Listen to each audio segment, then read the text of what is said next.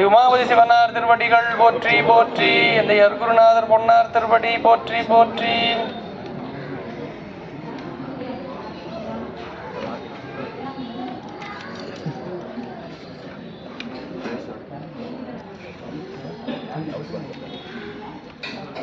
சிற்றம்பலம். குருவருளும் திருவருளும் முன்னிற்க நம்முடைய தெய்வீக சித்தாந்த இலக்கிய மன்றத்தின் சார்பாக மாதந்தோறும் நடைபெறுகின்ற கூட்டு வழிபாட்டு நிகழ்விலே 461வது நிகழ்வு தொடர்ந்து இன்றைய தினமும் அருள் தரும் சிவகாமி சுந்தரி உடனாய அருள்மிகு ராமநாதீஸ்வர பெருமான் திருக்கோயிலே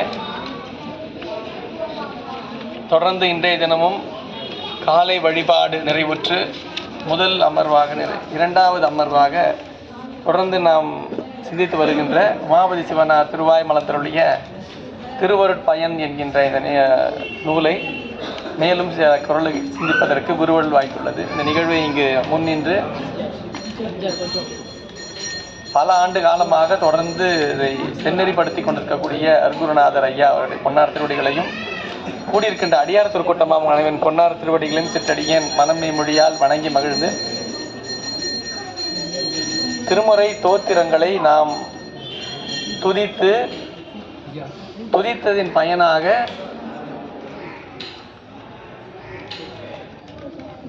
அதை சிந்திக்கும் முகமாக சாத்திர நூல்களிலே மிக முக்கிய நூலாக விளங்கக்கூடிய திருவருட்பயன் என்கின்ற இந்த நூல் ஐயா அவர்கள் குறிப்பிட்டது போல தெய்வீக சித்தாந்த இலக்கிய மன்றத்தினுடைய துவக்கம் மட்டும் இல்லை, அதனுடைய தோற்றுவாய், அதனுடைய தொன்மை என்பதையெல்லாம் ஒவ்வொரு நிகழ்விலும் ஐயா அவர்கள் குறிப்பிட்டு கொண்டிருப்பாங்க.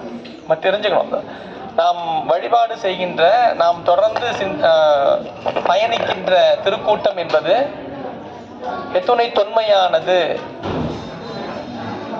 எவ்வாறு பெருமக்கள் அதை தொடர்ந்து அதை செயல்படுத்தி கொண்டிருக்கின்றார்கள் என்பதை நம்ம தெரிஞ்சுக்கணும்னா இதானே வரல. டிவி கிடையாது, டிவியில் வாட்ஸ்அப்லேயே இந்த மாதிரி நிகழ்வுகளில் நாம் தெரிஞ்சுக்கணும். மிக தொன்மையான ஒரு திருக்கூட்டத்திலே நாம் தொடர்ந்து வழிபாடு செய்து கொண்டிருக்கின்றோம் என்பதை நாம் அறிந்துக்கணும்.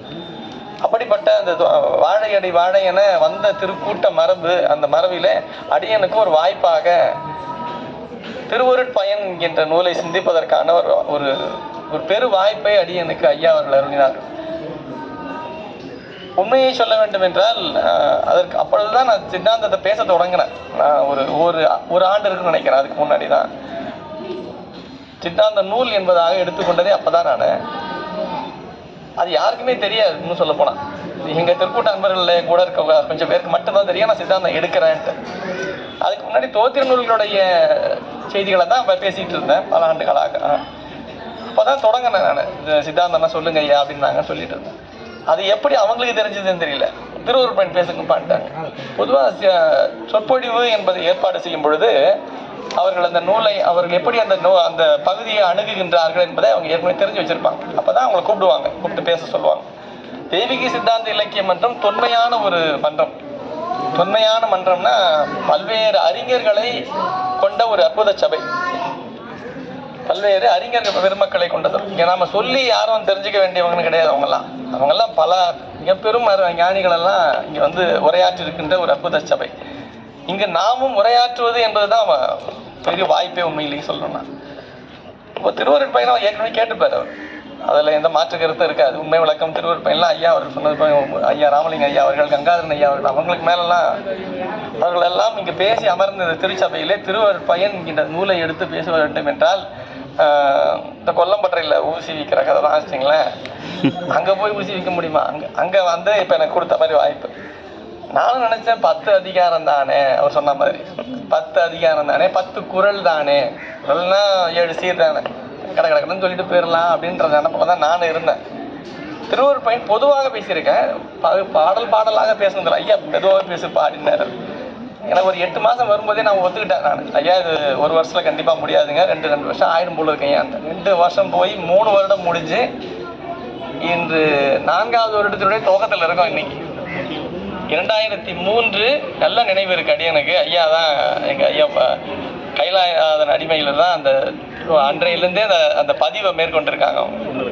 புடுறங்க ஐயா அவங்க ஒவ்வொரு மாதமும் அது பதிவு செஞ்சுட்டாங்க. 2023 ஜனவரி மாதம் இதே இடத்துல அன்பர்கள் திருக்கூட்டத்தோடு தொடங்க பெற்றது. எங்கள் ஐயா இங்கே அமர்ந்துருந்தாங்க. இப்போ கூட நீங்கள் வீடியோ எடுத்து பார்த்தீங்கன்னா தெரியும். நான் எடுத்து பார்த்தேன், பழைய வீடியோ எடுத்து. ஐயா இங்கே இருந்தாங்க, ஐயா ஜெகன் ஐயா எல்லாரும் இங்கே தான் சுற்றி இருந்தாங்க. இப்பொழுதுதான் தொடங்கியது போல தோன்றது. 3 ஆண்டுகள் கடந்து விட்டது. நம்முடைய வழிபாடு அப்படித்தான். நாம் எப்போ தொடங்கணும்னே தெரியாது. பாட்டு சிற்பம் எவ்வளோ தூரம் வந்துருக்கு. திருவருட்பயன் என்கின்ற இந்த நூல் அருளின் பயனை ஆன்மா எவ்வாறு தூய்க்கிறது என்பதை நமக்கு காட்டுவது தான் அந்த திருவருட்பயன்.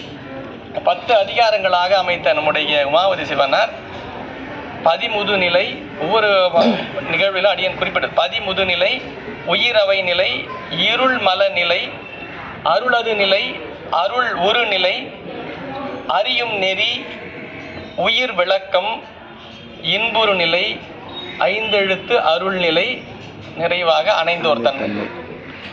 அது இல்லைன்னா அந்த பகுதி நிறைவுற. அணைந்தோர் தன்மை என்றால் அந்த தன்மைக்கு அணைந்தவர்கள் யார்? அணைய பெற்றவர்கள் என்னது? அதை சேர்ந்தவங்க. ரொம்ப கஷ்டம். பேசிக்கிட்டு இருக்கலாம், எவ்வளோ வேணா பேசிடலாம், அதை பண்ணுங்க இதை பண்ணுங்கன்ட்டு. ஆனால் நடந்துக்கிறதுன்னு ஒன்று இருக்குல்ல, அதன் வழியிலேயே நிற்றல்னு ஒன்று இருக்கு இல்லையா, அது ரொம்ப கஷ்டம். நிட்டை என்பது கேட்கறவங்கள கொஞ்சம் பேர் தான் சிந்திப்பாங்க. கேட்கறவங்க எல்லாரும் சிந்திப்பாங்க நினைக்காதீங்க. கேட்கறவங்க கேட்டதோட விட்டு போயிடுவாங்க. அப்படியே கோயிலுக்கு வந்தோமா அப்படியே போனோமா, அவ்வளோதான். நம்மளும் கோயிலுக்கு போகணுன்ற ஒரு பதிவு மட்டும்தான் வச்சிருக்கோம். எதுக்காக கோயிலுக்கு வந்தோன்னு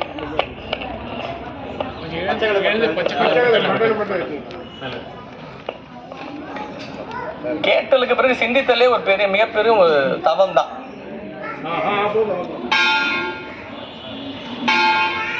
இந்த சிந்தித்தலினுடைய பயனாக விளங்குவதுதான் தெளிவு. அந்த தெளிவு என்பது குருவர்களால் மட்டுமே வாய்க்கக்கூடியது. குருவர்களால் மட்டுமே வாய்க்கக்கூடியது. தெளிந்த பிறகு பலரும் நெட்டையிலே இருப்பதில்லை.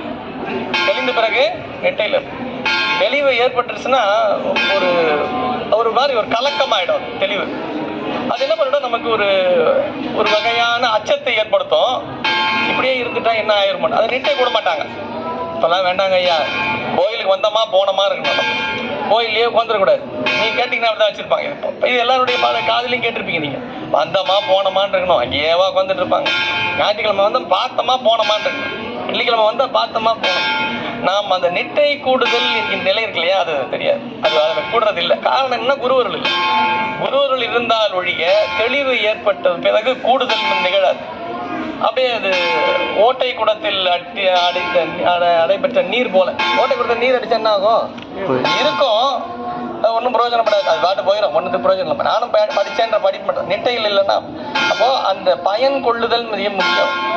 திருவருளை பெற்ற ஆன்மா எவ்வாறு பயன் கொள்ள வேண்டும், அது அணைந்தோர் தன்மை. அந்த அணைந்தோர் தன்மையில் கிட்டத்தட்ட நாம் ஒரு குருவருளால் ஒரு 6 பகுதி 6 குறள் நிறைவு செய்தோம். 6வது குறள்ல உள்ளும் புறம்பும் ஒரு தன்மை காட்சியருக்கு எள்ளும் திறம் ஏதும் இல் என்று இறைவனை எல்லா இடங்களிலும் காணலாம். அவனை வழிபாடு என்பது அவன் எங்கு நாம் அவனை நினைக்கின்றோமோ அந்த இடத்திலே அவன் ஆரொருவர் உள்குவார் உள்ளத்துள்ளே அவ்வொருவாய் நிற்கின்ற அருளும் தோன்றும் என்று அவன் நினைத்த இடத்திலே அவன் நமக்கு காட்சிப்படுகின்றான் என்பதாக அருளா யாருக்கு, சீவன் முத்தர்களுக்கு. அணைந்தோர் தன்மைன்னு உமாவதி சிவனார் பேசுகின்ற பகுதி இவருக்கு யாரை சொல்றாருன்னா பொதுவானவங்களை சொல்ல, கோயிலுக்கு போய் சாமி கும்பிட்றவங்களை சொல்லல. சிவத்தை மட்டுமே முழுமுதற் பொருளாக கொண்டு அவனுக்கு மட்டுமே தன்னை அடிமைப்படுத்தி கொண்டிருப்பவர்கள். போற போக்கில் நம்ம எல்லாம் இதையும் பார்ப்போம் அதையும் பார்ப்போம், எங்கேயாவது பயணம் போறோம்னு வச்சுக்கோங்க, அதையும் பார்ப்போம் இதையும் பார்ப்போம் எல்லாத்தையும் பார்க்கணும். அப்படி கிடையாது. எந்த பணியாக இருந்தாலும் சிவத்தை மட்டுமே பொது நீக்கி தனை நினைய வல்லோர்க்கு என்றும். பொது நீக்கி தனை பொது நீக்கினா எல்லாம் பொதுவாக பண்றவங்க ஒன்று இருப்போம். நாம சிறப்பான வழிபாடா நம்முடைய அமைய வேண்டும் என்றால் சிவத்தை மட்டுமே சார்ந்து நிற்கின்ற நிலை. அதை தான் அடுத்த பகுதியில் தொடர்றார். உறும் தொழிலுக்கு தக்க பயன் உலகம் தத்தம் வரும் தொழிற்கு வாய்மை பயன். உறும் தொழிலுக்கு, தொழில் 2 தொழில பேசுறார். உறும் தொழில் வரும் தொழில்னு 2 தொழில் பேசுறார். உறும் தொழில் என்றால் உலகவர் பற்றோடு செய்கின்ற பணிக்கு பேர் உறுந்தொழில். நாம இதை செய்யணும், நாம தான் செய்யணும், நம்மளை விட்டா செய்யறதுக்கு ஆள் இல்லை, நாம தான் பண்ணி ஆகணும் அப்படின்னு நாமளே பண்றோம் இல்லையா, அது உறுந்தொழில். அதுக்கு பயன் என்ன? உலகம்தான். அதுக்கு பயன் என்ன? உலகம்தான். உலகம்தான் பயன். உலகம்தான் பயன். பொருள் தான். பொருள், போகம், பதவி, சுற்றம், இதுதான் கிடைக்கும். உலகத்தை நாம் பற்றோடு செய்கின்ற எல்லா செயலுமே வினை பயனை தந்து நமக்கு அது ஒரு பேர் வச்சிருப்போம். அது பேர் கடமைன்னு ஒரு பேர் வச்சிருப்போம். அதுக்கு சொல்லக்கூடாது, கடமை. அது கடமைன்னு வச்சுட்டு இருப்போம் அதை பேரு. அது உண்மையிலே உறுந்தொழில் தான். வினை பயனை நமக்கு தந்துதான் இருக்கும். நமக்கு ஒரு வழி இல்லை. செஞ்சுதானுங்க அவனை நான் தானுங்க செய்யணும். நாம செய்யலைன்னா இப்படி வரலாம். நம்மளே இதெல்லாம் நம்மளை ஏமாத்திக்கிறது தான் உண்மையிலேயே. கொஞ்சம் யோசிச்சு பாத்தீங்கன்னா நம்ம இல்லைன்னா செய்ய முடியாதா என்ன? எல்லா காலமா இருக்க போறோம். நம்ம இல்லைன்னா செய்ய மாட்டோமா? நம்ம இல்லைனாலும் அதை செஞ்சுட்டு இருப்பாங்க. ஒரே ஒரு நாள் நம்ம இல்லைன்னா செஞ்சுட்டு இருப்பாங்க. அப்ப நம்ம தெரிஞ்சுக்கலாம், ஓ நம்ம இல்லைன்னா நடக்குதா, நடக்கும். நம்ம தான் முட்டாள்தனமா நினைச்சிட்டு இருக்கோம் நம்ம இல்லைன்னா நடக்காதுன்னு. அது என்னன்னா அதுதான் ஆணவ மலம்னு சித்தாந்தம் பேசுது. அறியாமை. நாம் இல்லைனாலும் நடக்குமேன்ற எண்ணம் இருக்கு இல்லையா, அதுதான் அருள். திருவருள் என்பது என்ன? நாம இல்லைனாலும் நடக்க தான் போகுது. நாம இல்லை நடக்க போகுது. நம்ம தூங்கிட்டோம்ன்றாலும் சூரியன் வராமையா இருக்க போகுது இல்லை, அது பாட்டு வரதான் போகுது. நமக்குள்ள ஒரு அறியாமை என்னன்ற அதுக்கு காரணம் என்னன்னா உலகியல் அறிவு. நமக்கு உலகம் நிறைய நூலை படிக்கணும்ல, அந்த புக்கை படிக்கிறது, இந்த புக்கை படிக்கிறது, இதை மனப்பாடம் பண்றது, அதை தெரிஞ்சுக்கிறது, அந்தந்த விஷயங்கள் எல்லாம் ஆராய்ச்சி செய்யறது, இதை பண்றது, இதெல்லாம் பண்ணி என்ன பண்ண நாம தான் எல்லாத்தையும் செஞ்சாகணும். நாம செய்யலாம் செய்ய மாட்டோம். உலகம் தான் பயன் தரும். மணிவாசகர் தான் கேட்கிறாரு, இல்லை நான் எதுக்கு இங்க இருக்கணும்? இங்க எதுக்கு நான் இருக்கணும்? இங்க யார் இருப்பாங்கன்னா, யாருக்கு பற்றுகள் இருக்கின்றதோ அவர்கள் தான் இங்க இருப்பாங்க. பற்று பொருளை ஈட்ட வேண்டும், பொருளை தேக்கி வைக்க வேண்டும், அதை பதப்படுத்த வேண்டும்ன்றவருக்கு தான் இங்க இருப்பாங்க. பொருள், போகம் எல்லாவற்றையும் தூக்க வேண்டியவங்களதான் இந்த உலகம். எனக்கு தான் அதெல்லாம் எதுவுமே இல்லையே, எனக்கு தான் அந்த தேவையுமே இல்லையே, நான் எதுக்கு இங்க இருக்கேன்? பாரோடு விண்ணாய் பரந்த எம்பரனே பற்று நான் மற்றிலேன் கண்டாய். சாமி கிட்ட தான் சொல்றாரு, நம்ம கிட்ட சொல்லல. நம்மள சொல்றாரு போல இருக்குன்னு நினைச்சுக்கோ. நம்மள சொல்லல, அவரு தான். எனக்கு தான் பற்று இல்லையே, எனக்கு தான் தெரியுமே. பற்று நான் மற்றிலேன் கண்டாய். சீரோடு பொலிவாய் சிவபுரத்தரசே திருப்பெருந்துறை உரை சிவனே ஆரோடு நோகேன் ஆர்க்கெடுத்து உரைக்கேன். எனக்கு பற்று இல்லைன்றது யார்ட்டையே சொல்ல முடியுமா? போயிட்டு நானு ஒத்துப்பானா? அவன் உழைக்க தெரியாத சார். நல்ல அருமையான பதவி. அவன் அதை தான் எவ்வளோ கஷ்டப்பட்டு வாங்குறான், எவ்வளோ காலகாலமாக இது இருந்து அந்த முதலமைச்சர் பதவி அந்த பதத்தை அடைகிறதுக்கு. அவர் வேணான்னு ஒரே நாள் தூக்கி போட்டார் சார். அவர் உழைக்க தெரியாத மனுஷன் சார். அப்படித்தான் நினைப்பான். அவன்கிட்ட சொல்ல முடியுமா? போயிட்டு அவன் சொன்னா ஒத்துப்பானா? ஒத்துக்க மாட்டான். யாரோடு நோயேன் ஆர்க்கெடுத்துரைக்கேன் ஆண்ட நீ அருளிலை ஆனால். ஆண்டவன் நீ அல்லவா என்னை ஆண்டவன், உனக்கு அல்லவா தெரிந்திருக்க வேண்டும், உனக்கு அல்லவா புரிந்திருக்க, உனக்கு புரியலையே. சாமி கிட்ட சொல்றார். சீரோடு பொலிவாய் சிவபுரத்தரசே திருப்பெருந்துறை உரை சிவனே ஆரோடு நோகேன் ஆர்க்கெடுத்துரைக்கேன் ஆண்ட நீ அருளிலை ஆனால் வார்கடல் உலகில் வாழ்கிலேன் கண்டாய். வாழ்கிலேன் கண்டாயின்னு யார் சொல்ல முடியும்னா, யாருக்கு பற்று இல்லையோ அவங்கதான். பற்று இருக்கிறவங்களுக்கு இந்த உலகம் இருக்கும். இங்கே இருக்கணும் சார், பகாலம் இருக்கணும் சார், ரொம்ப நாள் செய்யணும் சார், ரொம்ப நாள் அப்படின்னு என்ன அர்த்தம்? பற்று இருக்குன்னு அர்த்தம்.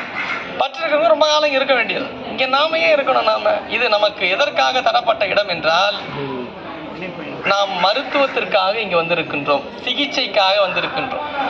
சிகிச்சை நிறைவுற்றவுடன் நாம் இங்கிருந்து செல்ல வேண்டும். ஹாஸ்பிட்டல் அவ்வளவுதான். இந்த ஹாஸ்பிட்டலுக்கு தான் வந்திருக்கோம் நாம்.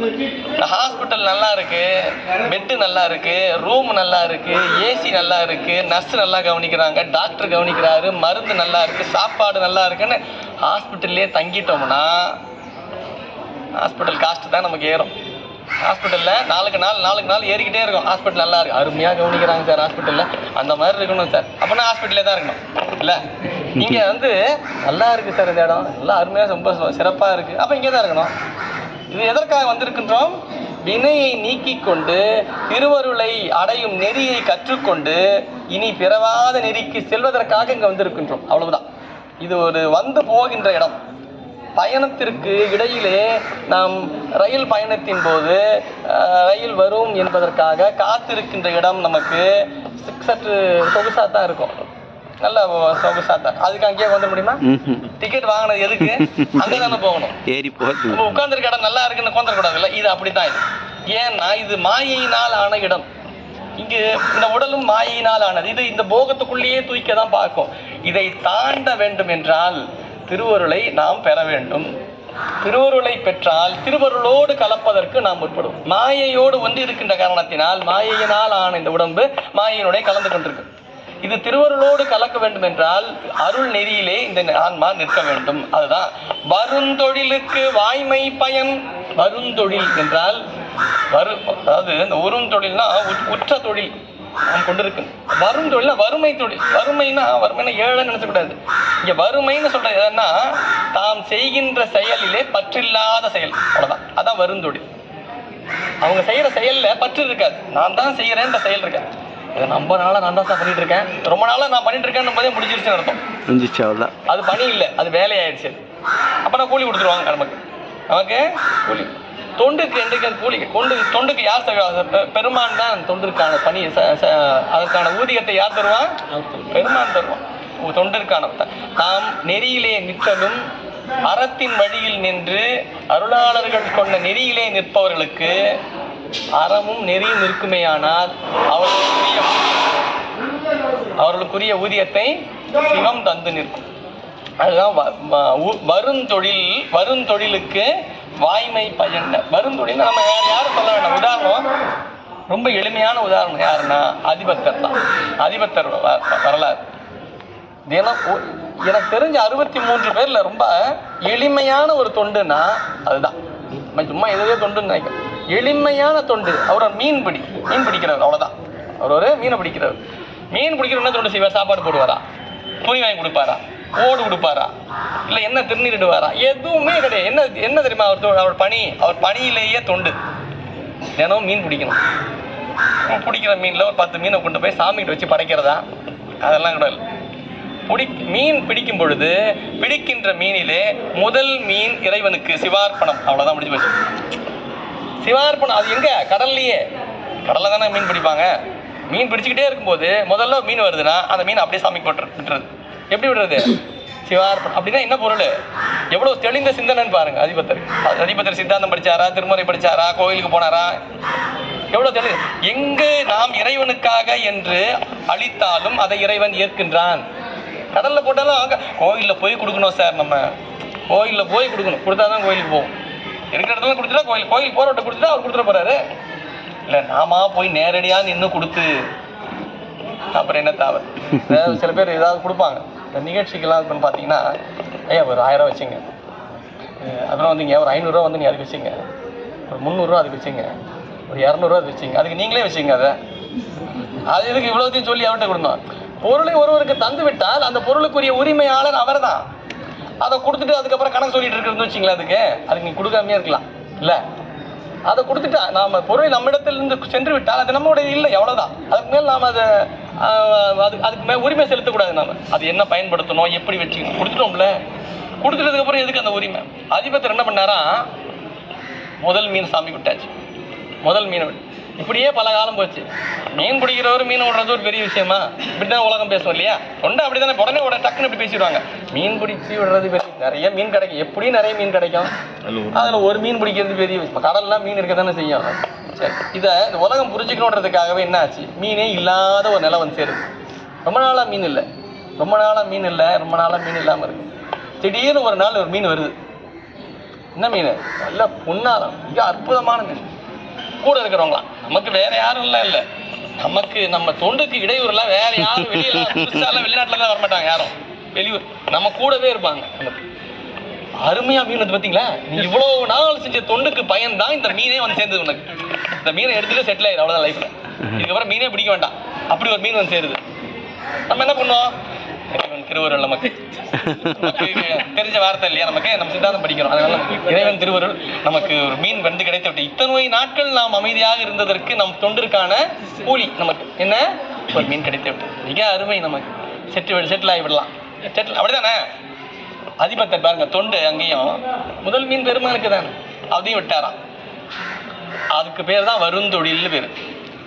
அதுக்கு பேர் தான் வருந்தொழில். எல்லாரும் நினைச்சுப்பாங்க பொழைக்க தெரியாதான் சார். எவ்வளோ காலம் சாமி என்ன பண்ணுவார் சார்? இது ஒரு உதாரணம் வேற. சாமி காட்டுவார் சார், ஊட்டுவாரா என்ன கேட்டிருக்கீங்களா? இல்லை நான் கேட்டிருக்கேன். எல்லாம் அனுபவ பாடம் தான்.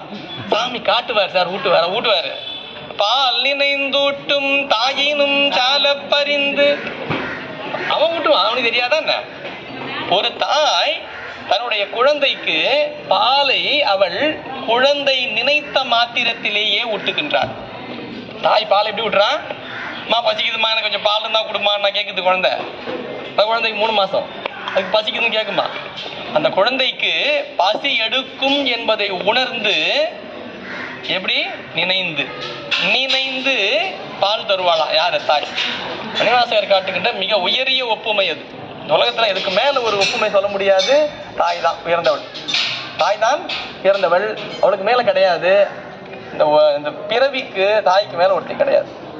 ஆனால் அந்த தாயையும் விட மேலானவன் என் இறைவன். எப்படி?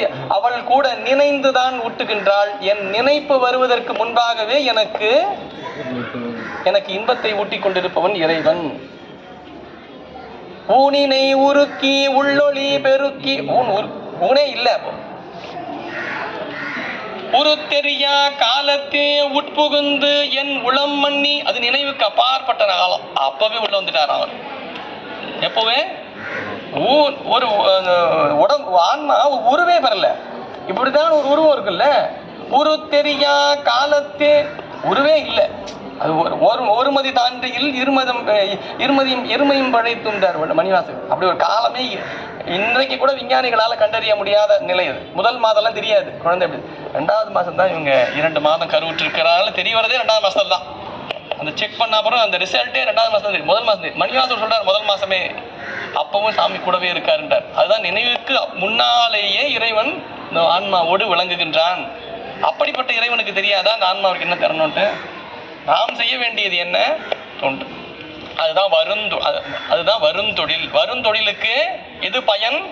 வாய்மை பயன். சீவன் முத்தர்கள் என்று சொல்லப்படக்கூடியவர்கள் இந்த வருந்தொழிலை மேற்கொண்டிருப்பார்கள். அவ்வளவுதான். அவர்கள் இங்கே யாரும் எவ்வளவு பேர் பார்க்கலாம். பாம்பன் சாமிகள் மிகப்பெரிய ஒரு சிவன், வள்ளல் பெருமான் மிகப்பெரிய. அவர் வாழும் காலத்திலேயே அவர் செய்த எல்லா செயல்களுமே அது எல்லாம் வருந்தொழில் தான். எந்த ஒரு பற்றும் இல்லாத செயல்களாக அவர்கள் செயல்கள் அமைந்திருக்கும். அதுதான் இந்த பகுதியில வருந்தொழிலும் உருந்தொழிலுமாக பேசப்படும். அடுத்தது இன்னொரு பாடம். ஏன்ற வினை உடலோடு ஏகும் இடையேறும் வினை தோன்றில் அருளே சுடும். பல்வேறு அருளாளர்களுடைய வாழ்வியல்ல ஏற்படுகின்ற செயற்பாடுகளை சமயத்தில் அப்பாற்பட்டவர்களும் சமயத்திற்குள்ள சில முக்கியமான சில பேரும் கேள்வி கேட்பாங்க. எப்படி சார் நான் இப்படி பண்றாரு, சாமி பண்ணியிருக்காரு, இந்த அருளாளருக்கு போய் இப்படி பண்ணியிருக்காரு, அந்த அருளாளருக்கு அப்படி. அவங்களுக்கு இதெல்லாம் ஆயிடாதா? அதெல்லாம் அவங்க பண்ண தப்பு இல்லையா? இவங்க பண்ண. அருளாளர்கள் ஒரு செயலை செய்யும் பொழுது அதில் ஏற்படுகின்ற நிலைக்கும் நாம் அந்த செயலை செய்யும் பொழுது நமக்கும் வித்தியாசம் இருக்கு. ரெண்டும் ஒண்ணு கிடையாது. ஞானசம்பந்தர் செய்கிற செயலும் நாம் செய்கிற செயலும் ஒன்றும் இல்லை. அவர்கள் வருவிக்க உற்றவர்கள். வள்ளல் பெருமான் குறிப்பிடுவார். வருவிக்க உற்ற அவங்களாம் சொல்லி வந்திருக்காங்க, சாமி சொல்றதால வந்திருக்காங்க. நாமெல்லாம் வேற வழி இல்லைன்னு வந்திருக்கோம். இங்க நம்மளை சாமி அனுப்பி வச்சிருக்காரு. போ இங்க போய் பிறவியை கொடுத்து வச்சிருக்காரு. அவங்க சாமி என்ன சொல்றாரு? போன்னு சொல்லி அனுப்பி எதுக்காக தெரியுமா? எப்ப திருப்பி கூப்பிடுவாரோ அப்போ அமைச்சிருக்காரு. அவர்கள் மேலிருந்து கீழே இறங்கி வந்திருக்கின்றார்கள். இதற்காக ஆன்மாக்கள் எல்லாம் அருள் நெறியை உணர வேண்டும் என்பதற்காக அவர்கள் இறைவனால் அனுப்பப்பட்டவர்கள். அவர்களுக்கு நமக்கு வித்தியாசம் இருக்கு. அவர்களுக்கு அப்படிப்பட்ட சீவன் முத்தர்களுக்கு வினைகள் ஏறாது. இதுதான் நம்முடைய உமாபதி சிவனார் பேசுகின்ற செய்தி. வினைகள் ஏறாது. இதெல்லாம் குறிச்சு வச்சுக்கணும். இதெல்லாம் வினை அவர்களுக்கு நீங்கியே இருக்கும். பிறப்பு என்பதே வினை நீக்கத்திற்கு தான். நாம நினைச்சிருக்கோம் பிறப்புனா அறிவை வளர்க்கறதுக்கு, பொருள் ஈட்டுறதுக்கு, போகத்தை அடையிறதுக்கு, அதை அடையிறதுக்கு, இதை செய்யறதுக்கு, அதை செய்யறதுக்கு, லட்சியம் அது இதுன்னு நிறைய அறிவை கொண்டு பேசிட்டு இருப்போம். ஒரே ஒரு செய்தி தான், வினையை கழிப்பதற்கான ஒரு வாய்ப்பு தான் இந்த பிறப்பு. அவ்வளவுதான் இங்க வந்திருக்கிறது. அது எதுக்கு? வினையை கழிப்பதற்கு தான். ஈட்டி விட்டால் அடுத்த பிறவிக்கு போயிடும். இதோ கருணையின் காரணமாக நமக்கு இந்த மானுட பிறப்பு வந்துருச்சு. இந்த பிறப்பை பற்றி கொண்டு இதை கொண்டு அருள் நெறி குரு நெறியில் நின்று திருவருளை பெற்று வாரா நிலைக்கு இந்த ஆன்மா செல்ல வேண்டும். அவ்வளவுதான். இங்க எதையாவது செஞ்சிட்டோம்னா அதுக்கு ஒரு பேர் வைக்கிறார் பாருங்க. ஏன்ற வினை உடலோடு ஏகும். சைவ சித்தாந்தம் நிறைவேறும் பொழுது குருநாதர் இந்த ஆன்மா இந்த நெடுங்காலம் பிறவியில் வாழ்ந்துகிட்டே இருக்கு. திடீர்னு ஒரு நாள் என்ன ஆகுது? வழிபாடு அதெல்லாம் தொடங்கி போயிட்டே இருக்கு. வழிபாடிலே திளைக்கும் பொழுது உண்மை பொருளை உணர முற்படுகிறது இந்த ஆன்மா. உண்மை பொருளை அறிய முற்படும் பொழுது சிவம்தான் எல்லாவற்றுக்கும் முழுமுதல், சிவத்திற்கு மேல் ஒரு பொருள் இல்லை நாம் அனுபவிக்கின்ற துன்பத்திற்கு காரணம் நம்முடைய வினைகள் தான் என்பதை உணர்ந்து பொருள் மீது பற்றி இல்லாத நிலையிலே ஆன்மா வாழத் தொடங்குகிறது. அப்படி வாழத் தொடங்க முற்படும் பொழுது இந்த ஆன்மாவை நெறிப்படுத்தும் பொருட்டு உள்ளே இருந்து அந்த ஆன்மாவை நெறிப்படுத்தி கொண்ட இருந்த இறைவன் அப்பொழுது அந்த தருணத்திலே மானுட சட்டை தாங்கி அருட்குருநாதராக வெளியே காட்சிப்படுவார். இப்போ இது இது இங்க நடக்கிறதெல்லாம் ஏற்கனவே முடிவு பண்ணப்பட்டது தான். இங்க நாம ரொம்ப ஜாக்கிரதையா இருந்துட்டு போகணும். இங்க எல்லாம் ஜாக்கிரதையா இருந்துட்டு போயிடணும். இங்க நாம நினைக்கிறது கிடையாது இங்க நடக்கிறது அப்படின்றத முடிவு பண்ணிட்டு, பிணக்கிலாத பெருந்துரை பெருமானின் நாமங்கள் பேசுவார்க்கு இணக்கிலாததோர் இன்பமே வரும் துன்பமே துடைத்து உனக்கிலாததோர் வித்து மேல் விளையாமல் என் வினை ஒத்த பின். மேல் விலை ஏறாது, வினை ஒத்து இருக்கும். நடக்கிறதெல்லாம் சாமி பார்த்துக்கிறார். துன்பம் வந்தா அது சாமி பார்த்துக்க போற, இன்பம் வந்தா இறைவன் தந்தது கருணை, அவ்வளவுதான். இப்படியே போயிட்டு இருக்கு. என் வினை ஒத்த பின் கணக்கிலா திரு கோலம் நீ வந்து காட்டின. இறைவனை இப்போ வந்த உடனே குருநாதர் எதிர்க்க வந்துடுவார். குருநாதர் வந்த உடனேயே இந்த ஆன்மாவினுடைய பழ வினைகள் மொத்தம் போயிடும். அதாவது அடுத்த பிறவியில அனுபவிக்கலான்னு ஒரு வினைகள் இருக்கும்ல, அடுத்த பிறவிக்கு ஒரு மூட்டை ஏகப்பட்டது இருக்கும்ல, அந்த மூட்டை மொத்தத்தையும் குருநாதர் என்ன பண்ணிடுவாரு, இறுகிய வெடிகுண்டை போட்டு மொத்தம் துவம்சமாயிரும். வினையே கிடையாது, அவ்வளவுதான். எந்த வினையா? அடுத்த பிறவிக்கான வினை எதுவும் கிடையாது, ஜீரோ. சரி, இப்போ இந்த பிறவியில இதுக்கப்புறம் இப்ப செய்யறதுனால ஏதோ வினை ஏறும்ல, அந்த வினையும் ஏறாது. அது ஏன்னா இன்னும் புது வினை வராது. ஏன்னா குருநாதர் வந்துட்டார்ல. குரு நெறியிலேயே இந்த ஆன்மா நிற்க தொடங்கி விட்டால் ஒரு வினை ஏறாது. குருநாதர் என்ன சொல்றாரு அதை செய்ய போகுது. குருநாதர் சொல்லாதது செஞ்சதுன்னு வச்சுங்களேன், அது வினை தான். குருநாதர் சொல்ல மாட்டார், அது அவர் சொல்ல மாட்டார், நாமளா செய்வோம், அது வினை ஆயிடும். குருநாதர் சொல்லாதது செஞ்சிருச்சு. குரு நெறியில் மட்டுமே நின்று நல்ல குருநாதர் நீ அங்க போனா போயிடணும், இங்க வானா வந்துடணும், இதான் குருநாதர். அதனாலதான் தயவு செஞ்சு நான் சொல்றது, குருவருளை குருநாதரை ஏற்கின்றோம், குருநாதராக கருதுபவர் என்ன சொல்றாரு அவர் செய்யணும், அவ்வளவுதான்.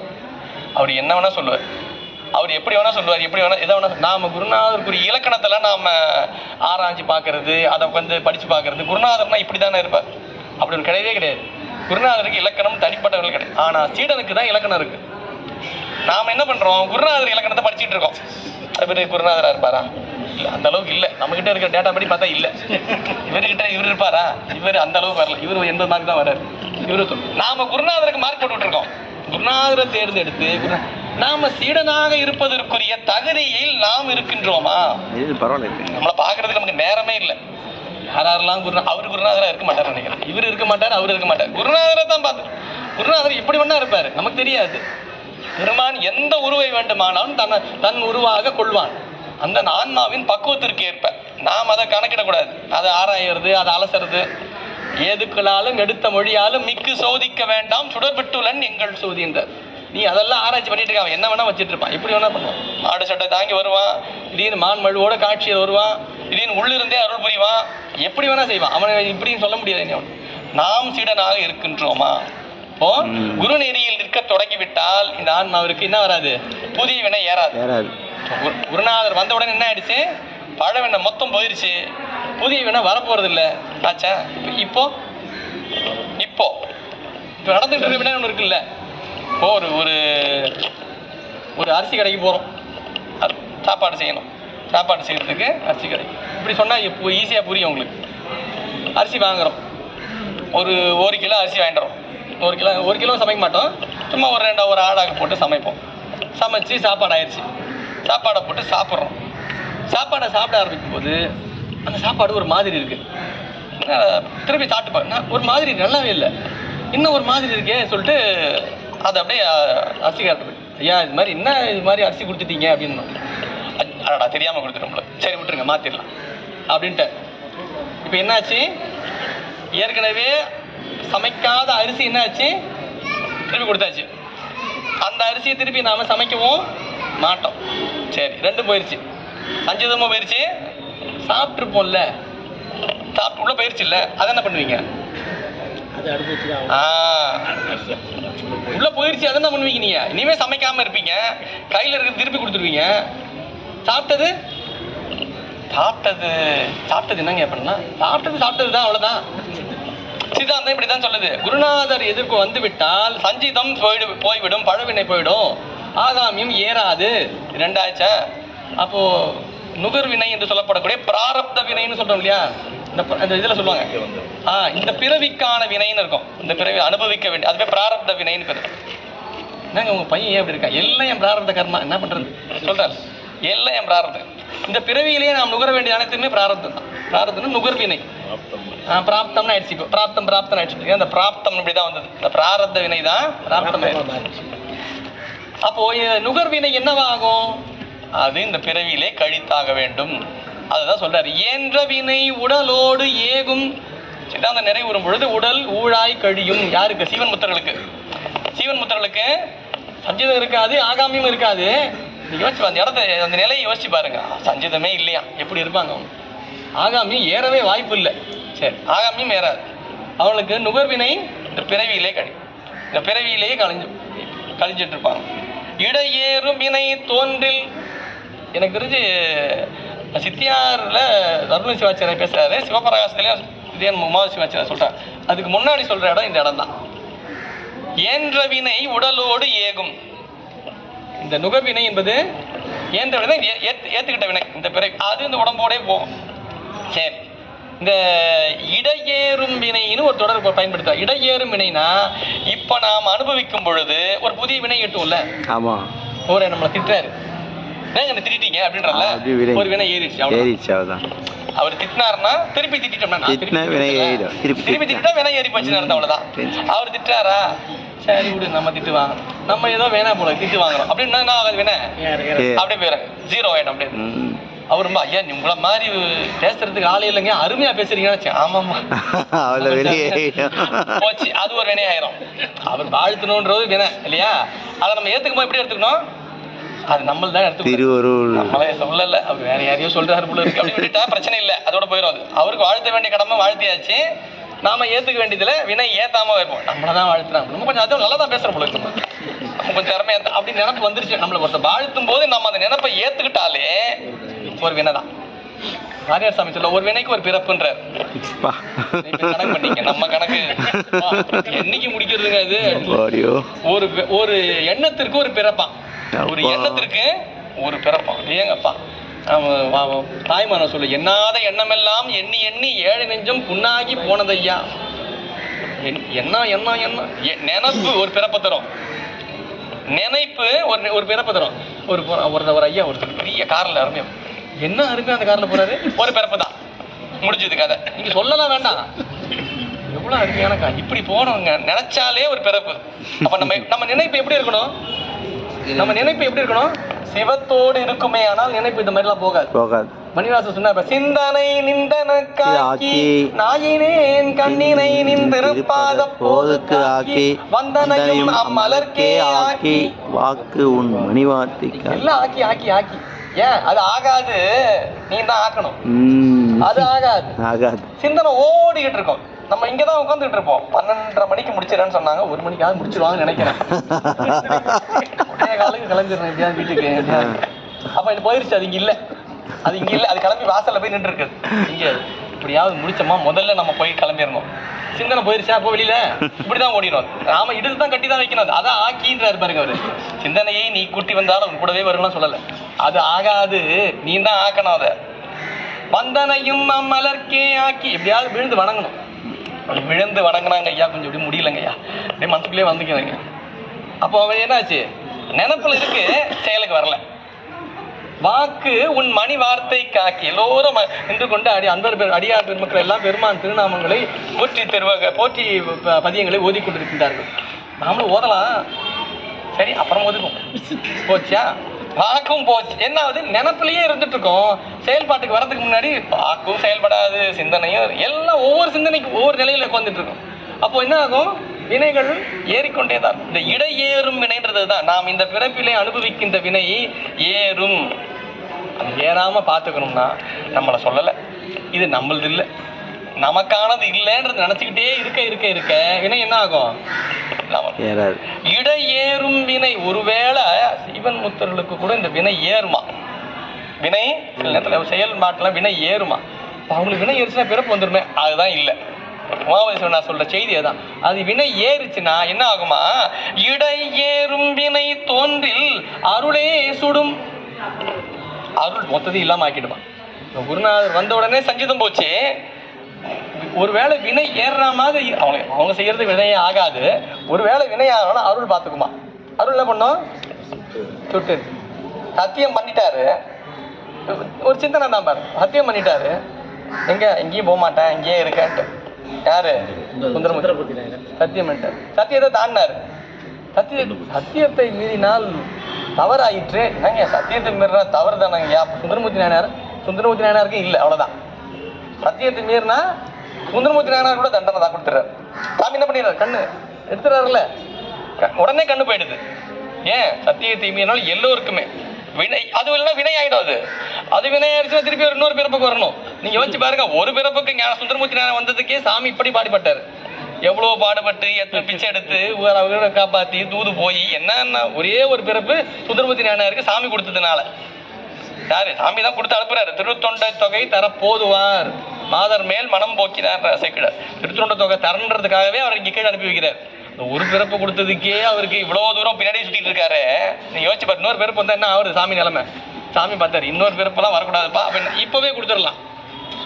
இப்பவே சுட இப்பவே கொடுத்துற. இப்ப நடந்தது இப்பவே கொடுத்துட உடனே. நமக்கெல்லாம் அப்படி நடக்காது. நமக்கெல்லாம் அதாவது இப்போ நம்ம ஒரு பட்டு புடவை கட்டியிருக்காங்கன்னு வச்சுங்களேன். பட்டு புடவைலாம் எப்படி ஒரு 30,000 40,000 பொங்கல்லாம் முடிச்சிருக்கோம். பொங்கல் தீபாவளிலாம் புடவைலாம் எத்தனை 15,000 20,000 புடவை அது வாங்கி வச்சுருப்பாங்க. கட்டிட்டு தான் போவாங்க. அது கல்யாணத்துக்கு போக கட்டிட்டு போவாங்க. கட்டு போகும்போது எது கட்டு போவாங்க பார்க்குறவங்கலாம், அப்படியே 20,000 புடவைங்க. அது எவ்வளோ விலை அதிகம், அப்படி எல்லா ஊரே பார்க்கும். அதுக்காக கட்டிட்டு போவாங்க. பார்த்துக்கிட்டே இருக்கும்போது திடீர்னு ஒருத்தர் என்ன பண்ணுறாங்க, திடீர்னு ஏதோ பேசிக்கிட்டே இருக்காங்க. அவங்களுக்கு ஏதோ கொடுக்குறாங்க. அவங்க கொடுத்தல கையில் இருக்கிற பொருள் பட்டு புடவையில் பட்டுருச்சு. ஒரு காப்பி பட்டுருச்சு. தட்டுன்னு என்ன பண்ணுவீங்க? சரி விடுங்க, ஏதோ போனால் போட்டோம் அப்படி விட்டுருமா? ஐயா உடனே போங்க. பல்ல இதாக ஆயிடுச்சு, ஏதாவது ஊறிட போகுது, இதுவாகிடும். கடன்னு ஓடி போய் என்ன பண்ணுவோம், தண்ணியை போடுவோம், தெளிச்சுப்போம், இது பண்ண ஆயிடுச்சு போச்சு பாச்சு இல்லையா? பட்டுப்புடையில் ஒரு சொட்டு பட்டோன்னு என்ன ஆகும், உடனே க்ளீன் பண்ணிடுவோம். பட்டு நம்ம வீட்டில் சமைக்கும் போது பார்த்தீங்கன்னா ஒரு துணி வச்சுருப்போம். ஒரு துணி, அந்த துணி பார்த்தீங்கன்னா சாப்பாடு வடிக்கும் போது அதுதான் வச்சு வடிப்போம். சாப்பாடு வச்சுன்னா அப்புறம் அந்த பக்கம் சாம்பார் வச்சு அதுக்கும் அதை தான் வச்சு எடுத்துருப்போம். எல்லாம் முடிச்ச உடனே பார்த்தீங்கன்னா அந்த டேபிளை துடைக்கிறதுக்கு அதுதான் துடைப்போம் வச்சு. எல்லாத்தையும் துடைச்சி திருப்பி அதுதான் பண்ணுவோம்னா அது அங்கேயே தான் இருக்கும். நாளைக்கும் திருப்பி அப்படி தான், நாளைக்கு திருப்பி அப்படி தான். அது என்ன பண்ணுவீங்க? அது ஒரு மாதத்தில் ஒரு நாள் 2 நாள் என்னைக்காவது ஒரு நாள் டைம் பார்த்து வாரத்தில் ஒரு நாள் ஃப்ரீயாக இருக்கு அன்றைக்கி ஒரு நாள் போட்டு என்ன பண்ணுவோம், அது சோப்பு தண்ணி எல்லாம் பார்த்து அதில் போட்டு ஊற வச்சுருவோம். நல்லா ஊறட்டும். ஒரு 2 நாள் ஊறினதுக்கப்புறம் அதை எடுத்து போட்டு நல்லா புளிஞ்சு நல்லா இது பண்ணி அதை போடுவோம். அப்பவும் அதில் ஏதோ கொஞ்சம் தான் போயிருக்கோம். இப்படிதான் இந்த பட்டு புடவை மாதிரி தான் அருளாளர்கள்லாம். சீவன் முத்திரல் எப்படி பட்டு புடவை, இந்த கருத்துணி மாதிரி ஒண்ணு இருக்கு இல்லையா? நமக்கு ஒரு நாள் ஒரு சோப்பு தண்ணி இருக்கும். ஒரு நாள் நம்மளை போட்டு நல்லா கசன்னு கசக்குவாங்க. அன்னைக்குத்தான் நமக்கு தெரியும் எவ்வளவு வழிபாடு செய்யறோம், எவ்வளவு சாமி கும்பிட்டோம், இவ்வளவு பண்ணியுங்க சாமிக்கு. எனக்கு புரியவே இல்லை, ஏன் இவ்வளவு கஷ்டம் எனக்கே மொத்தமா வந்து சேர்ந்துன்னு தெரியல. மொத்தமா தான் வரும். அப்புறம் என்ன அர்த்தம், வாஷிங் நடக்குதுன்னு போட்டு கசக்கிறாரு சார், போட்டு புளிகிறோம். வேற யாருக்கும் தெரிய தெருவில் செஞ்சதுக்காக நம்மள புளிவாங்க, நம்ம செஞ்சதுக்கு தான் நம்மள புளிகிறாங்க. அது நமக்கு தெரியணும். நாம் அனுபவிக்கின்ற துன்பத்திற்கு காரணம் ஞானிகள்லாம் அப்படி கிடையாது. அவங்க தவறே செய்யாம சாமி பார்த்துக்கிட்டே இருப்பார், செய்யாமே பார்த்துப்பார். எங்க எப்படி போகணும், எப்படி நெறிப்படுத்திக்கிட்டே வருவார். அதெல்லாம் சொல்றாரு, தோன்றில் என்ன தோன்றில் இடையேறும் வினை தோன்றில் அருளே சொல்லு. நாம அவர்களுக்கு ஆகாமியம் என்பது உண்டா என்றால், அந்த ஆகாமியம்னா ஏறுற வினை, செய்யறதுனால வினை. அவர்கள் அந்த வினையை செய்யும் பொழுது அதில் வெறுப்பு இல்லாமல் அதை செய்வார்கள், அதனால வினை ஏறாது. அந்த செயலை நாம் செய்யும் பொழுது ஒண்ணு விருப்பு இல்ல வெறுப்பு, எதையோ உணத்தை வச்சுதான் நம்ம செயல் இருக்கும். நாம் செயலிலே வெறுப்பு இல்லாமல் செய்வோமே ஆனால் அது நமக்கு வினையாக ஏறாது. அதுதான் சொல்றார், ஞானிகளுக்கு அது ஆகாது. அவர்கள் இந்த பிறப்பில் வரும்பொழுது அவர்கள் ஏற்படுவதை அருள் என்ன பண்ணுமா, சுடும். அருள் இல்லாமல் செய்துவிடும். அந்த பிறப்பிலேயே அவர்கள் இல்லாமல் ஆக்கிடும். அந்த பிறப்பிலேயே சம்பந்தர் பாடுன்னு சொல்லிட்டாரு. பாடுன்னு சொன்னா பாடிட்டாரு இவரு. பாடுன்னு சொன்ன உடனே பாடிருக்கலாமா? ஏன் வேண்டாங்க ஐயா, நீங்க பாருங்க சொல்லிருக்கலாமா இல்லையா? அவர் சொன்ன உடனே பாடிடுறது நமக்கு. அவர் அப்படியே பாடினதுனால அது ஒரு வினை ஆகிடுமோன்னு சாமிக்கு இதுவாயிடுச்சு. என்ன பண்ணிட்டாரு, அப்பர் பெருமானுக்கு அது அவர் அழுத்தமாயிடுச்சு. அது ஒரு கலக்கத்தை ஏற்படுத்திருச்சு. அவர் பாடுன்னு சொன்ன உடனே நம்ம பாடிருக்கலாமா சார்? எப்படி ஆச்சு பாரு, என்ன ஆச்சு? கதவு திறக்கவே இல்லை. நம்ம பாடிக்கிட்டே இருக்க 1 2 3 4 5 6 7 8 9. அவர் 10 தான் பாடுவார். அப்பர் 10 தான். 10வது பாட்டு வரும்போது அப்பர் பெருமானுக்கு ஒரு கலக்கமாயிருச்சு. என்ன 10? அவர் சொன்னாரு, பாட ஆரம்பிச்சிட்டோம். அவர் தான் போல இருக்கு, பாடிக்க கூடாது, மாதிரி விட்டுருக்க போல இருக்கு. இரக்கம் ஒன்றிலீர் அப்படின்றார். கதவும் திறப்பிப்பினேன்னு கேட்கிறாரு. இரக்கமே இல்லையா சாமின்னு கேட்குறாரு. ராவணனுக்கெல்லாம் அருள் புரிஞ்சிங்களே சாமி, அதுவும் கதை திறந்துட்டாக்கு. சம்பந்தர் பாடின ஒரு பாடல் சதுரம் மறைதான் திருக்கதவும் காப்பு கொள்வீனேன்னு சொன்ன அடுத்த செகண்ட் கதவு மூடிடுச்சு. பெருமானுக்கு அது மனசுல நெருடலா இருந்தது. என்னன்னா சொல்லுங்க, சம்பந்தர் தமிழ் தான். செந்தமிழ் உரைப்பு பாடி அரைப்பித்தார். அவர் தமிழ் என்னன்னு சொல்றது, அது உரைப்பான தமிழ் தான். உரைப்பான தமிழ்னா எப்படி சொல்லணுமோ அப்படி சொல்லணும், அதான் உரைப்பு.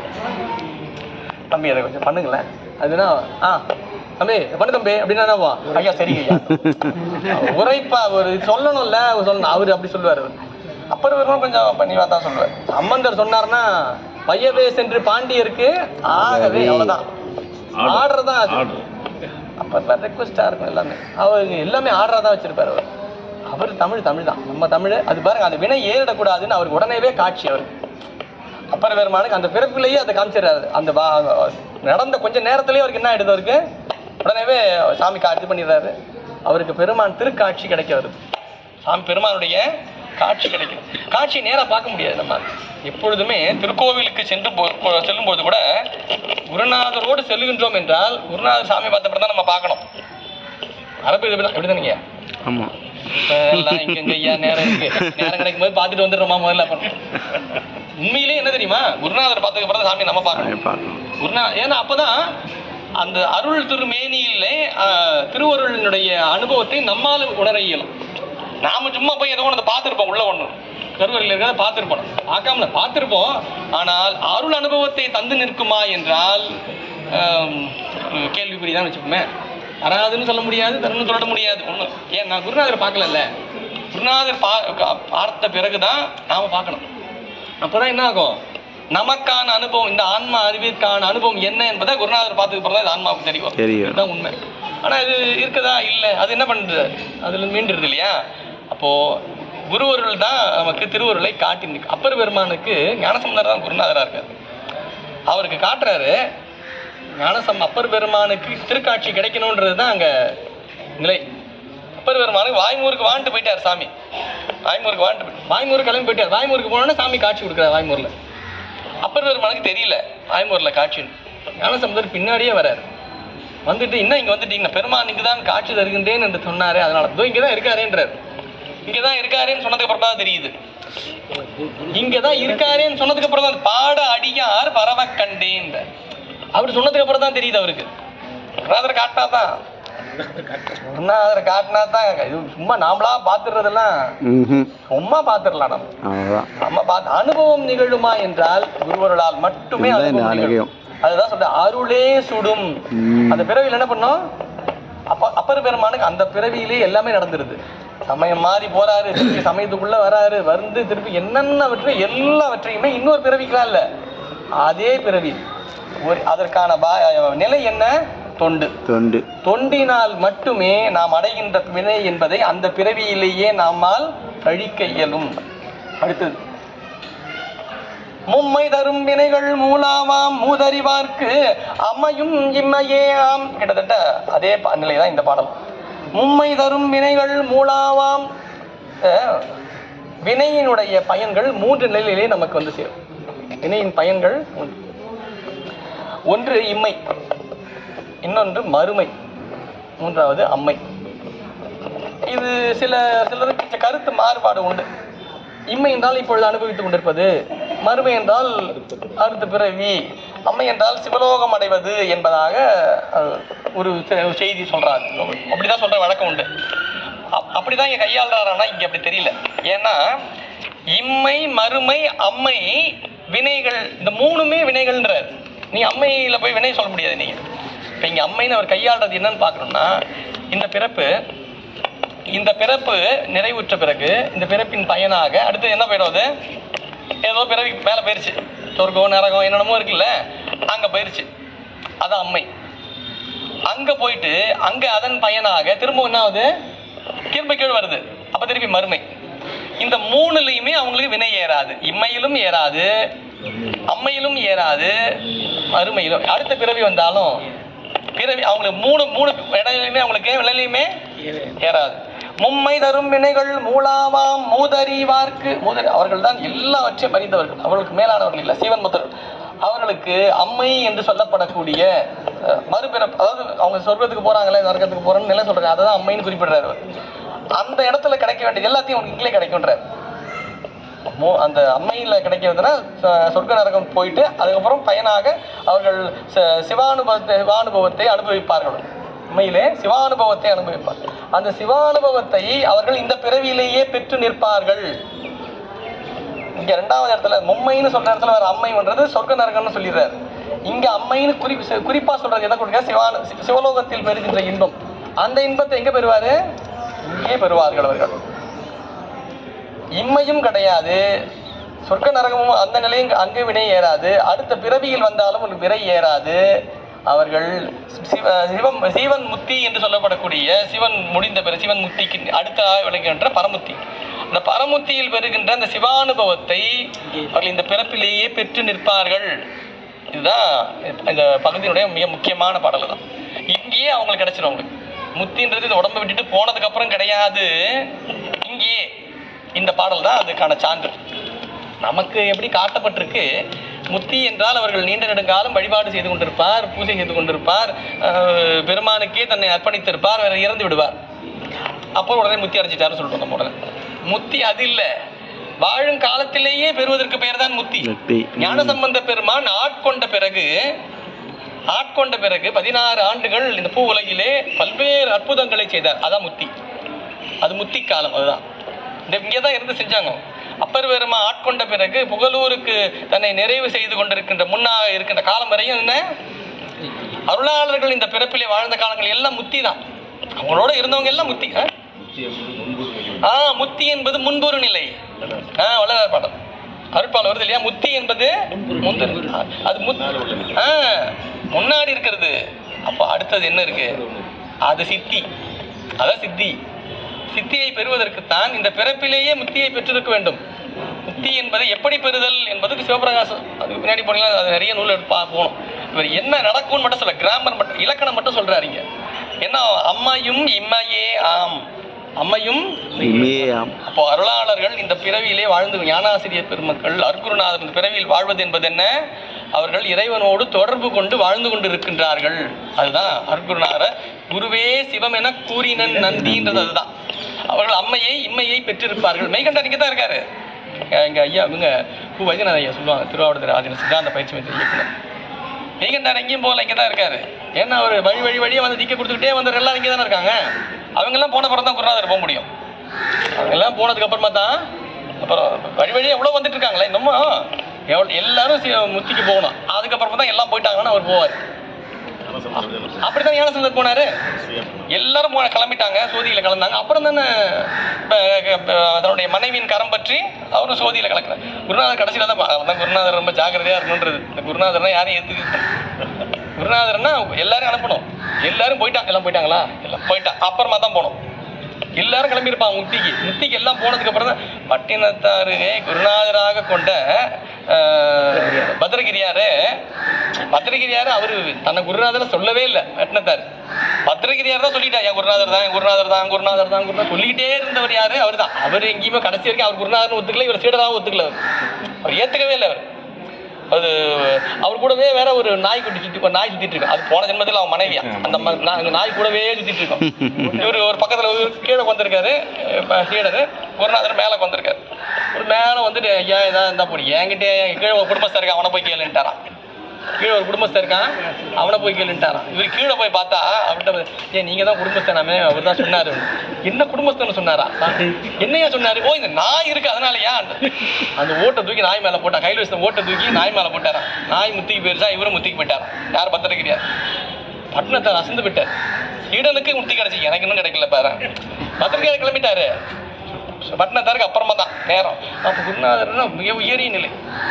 அதற்கு நாம் தகுதி ரொம்ப முக்கியமா இருக்கணும்.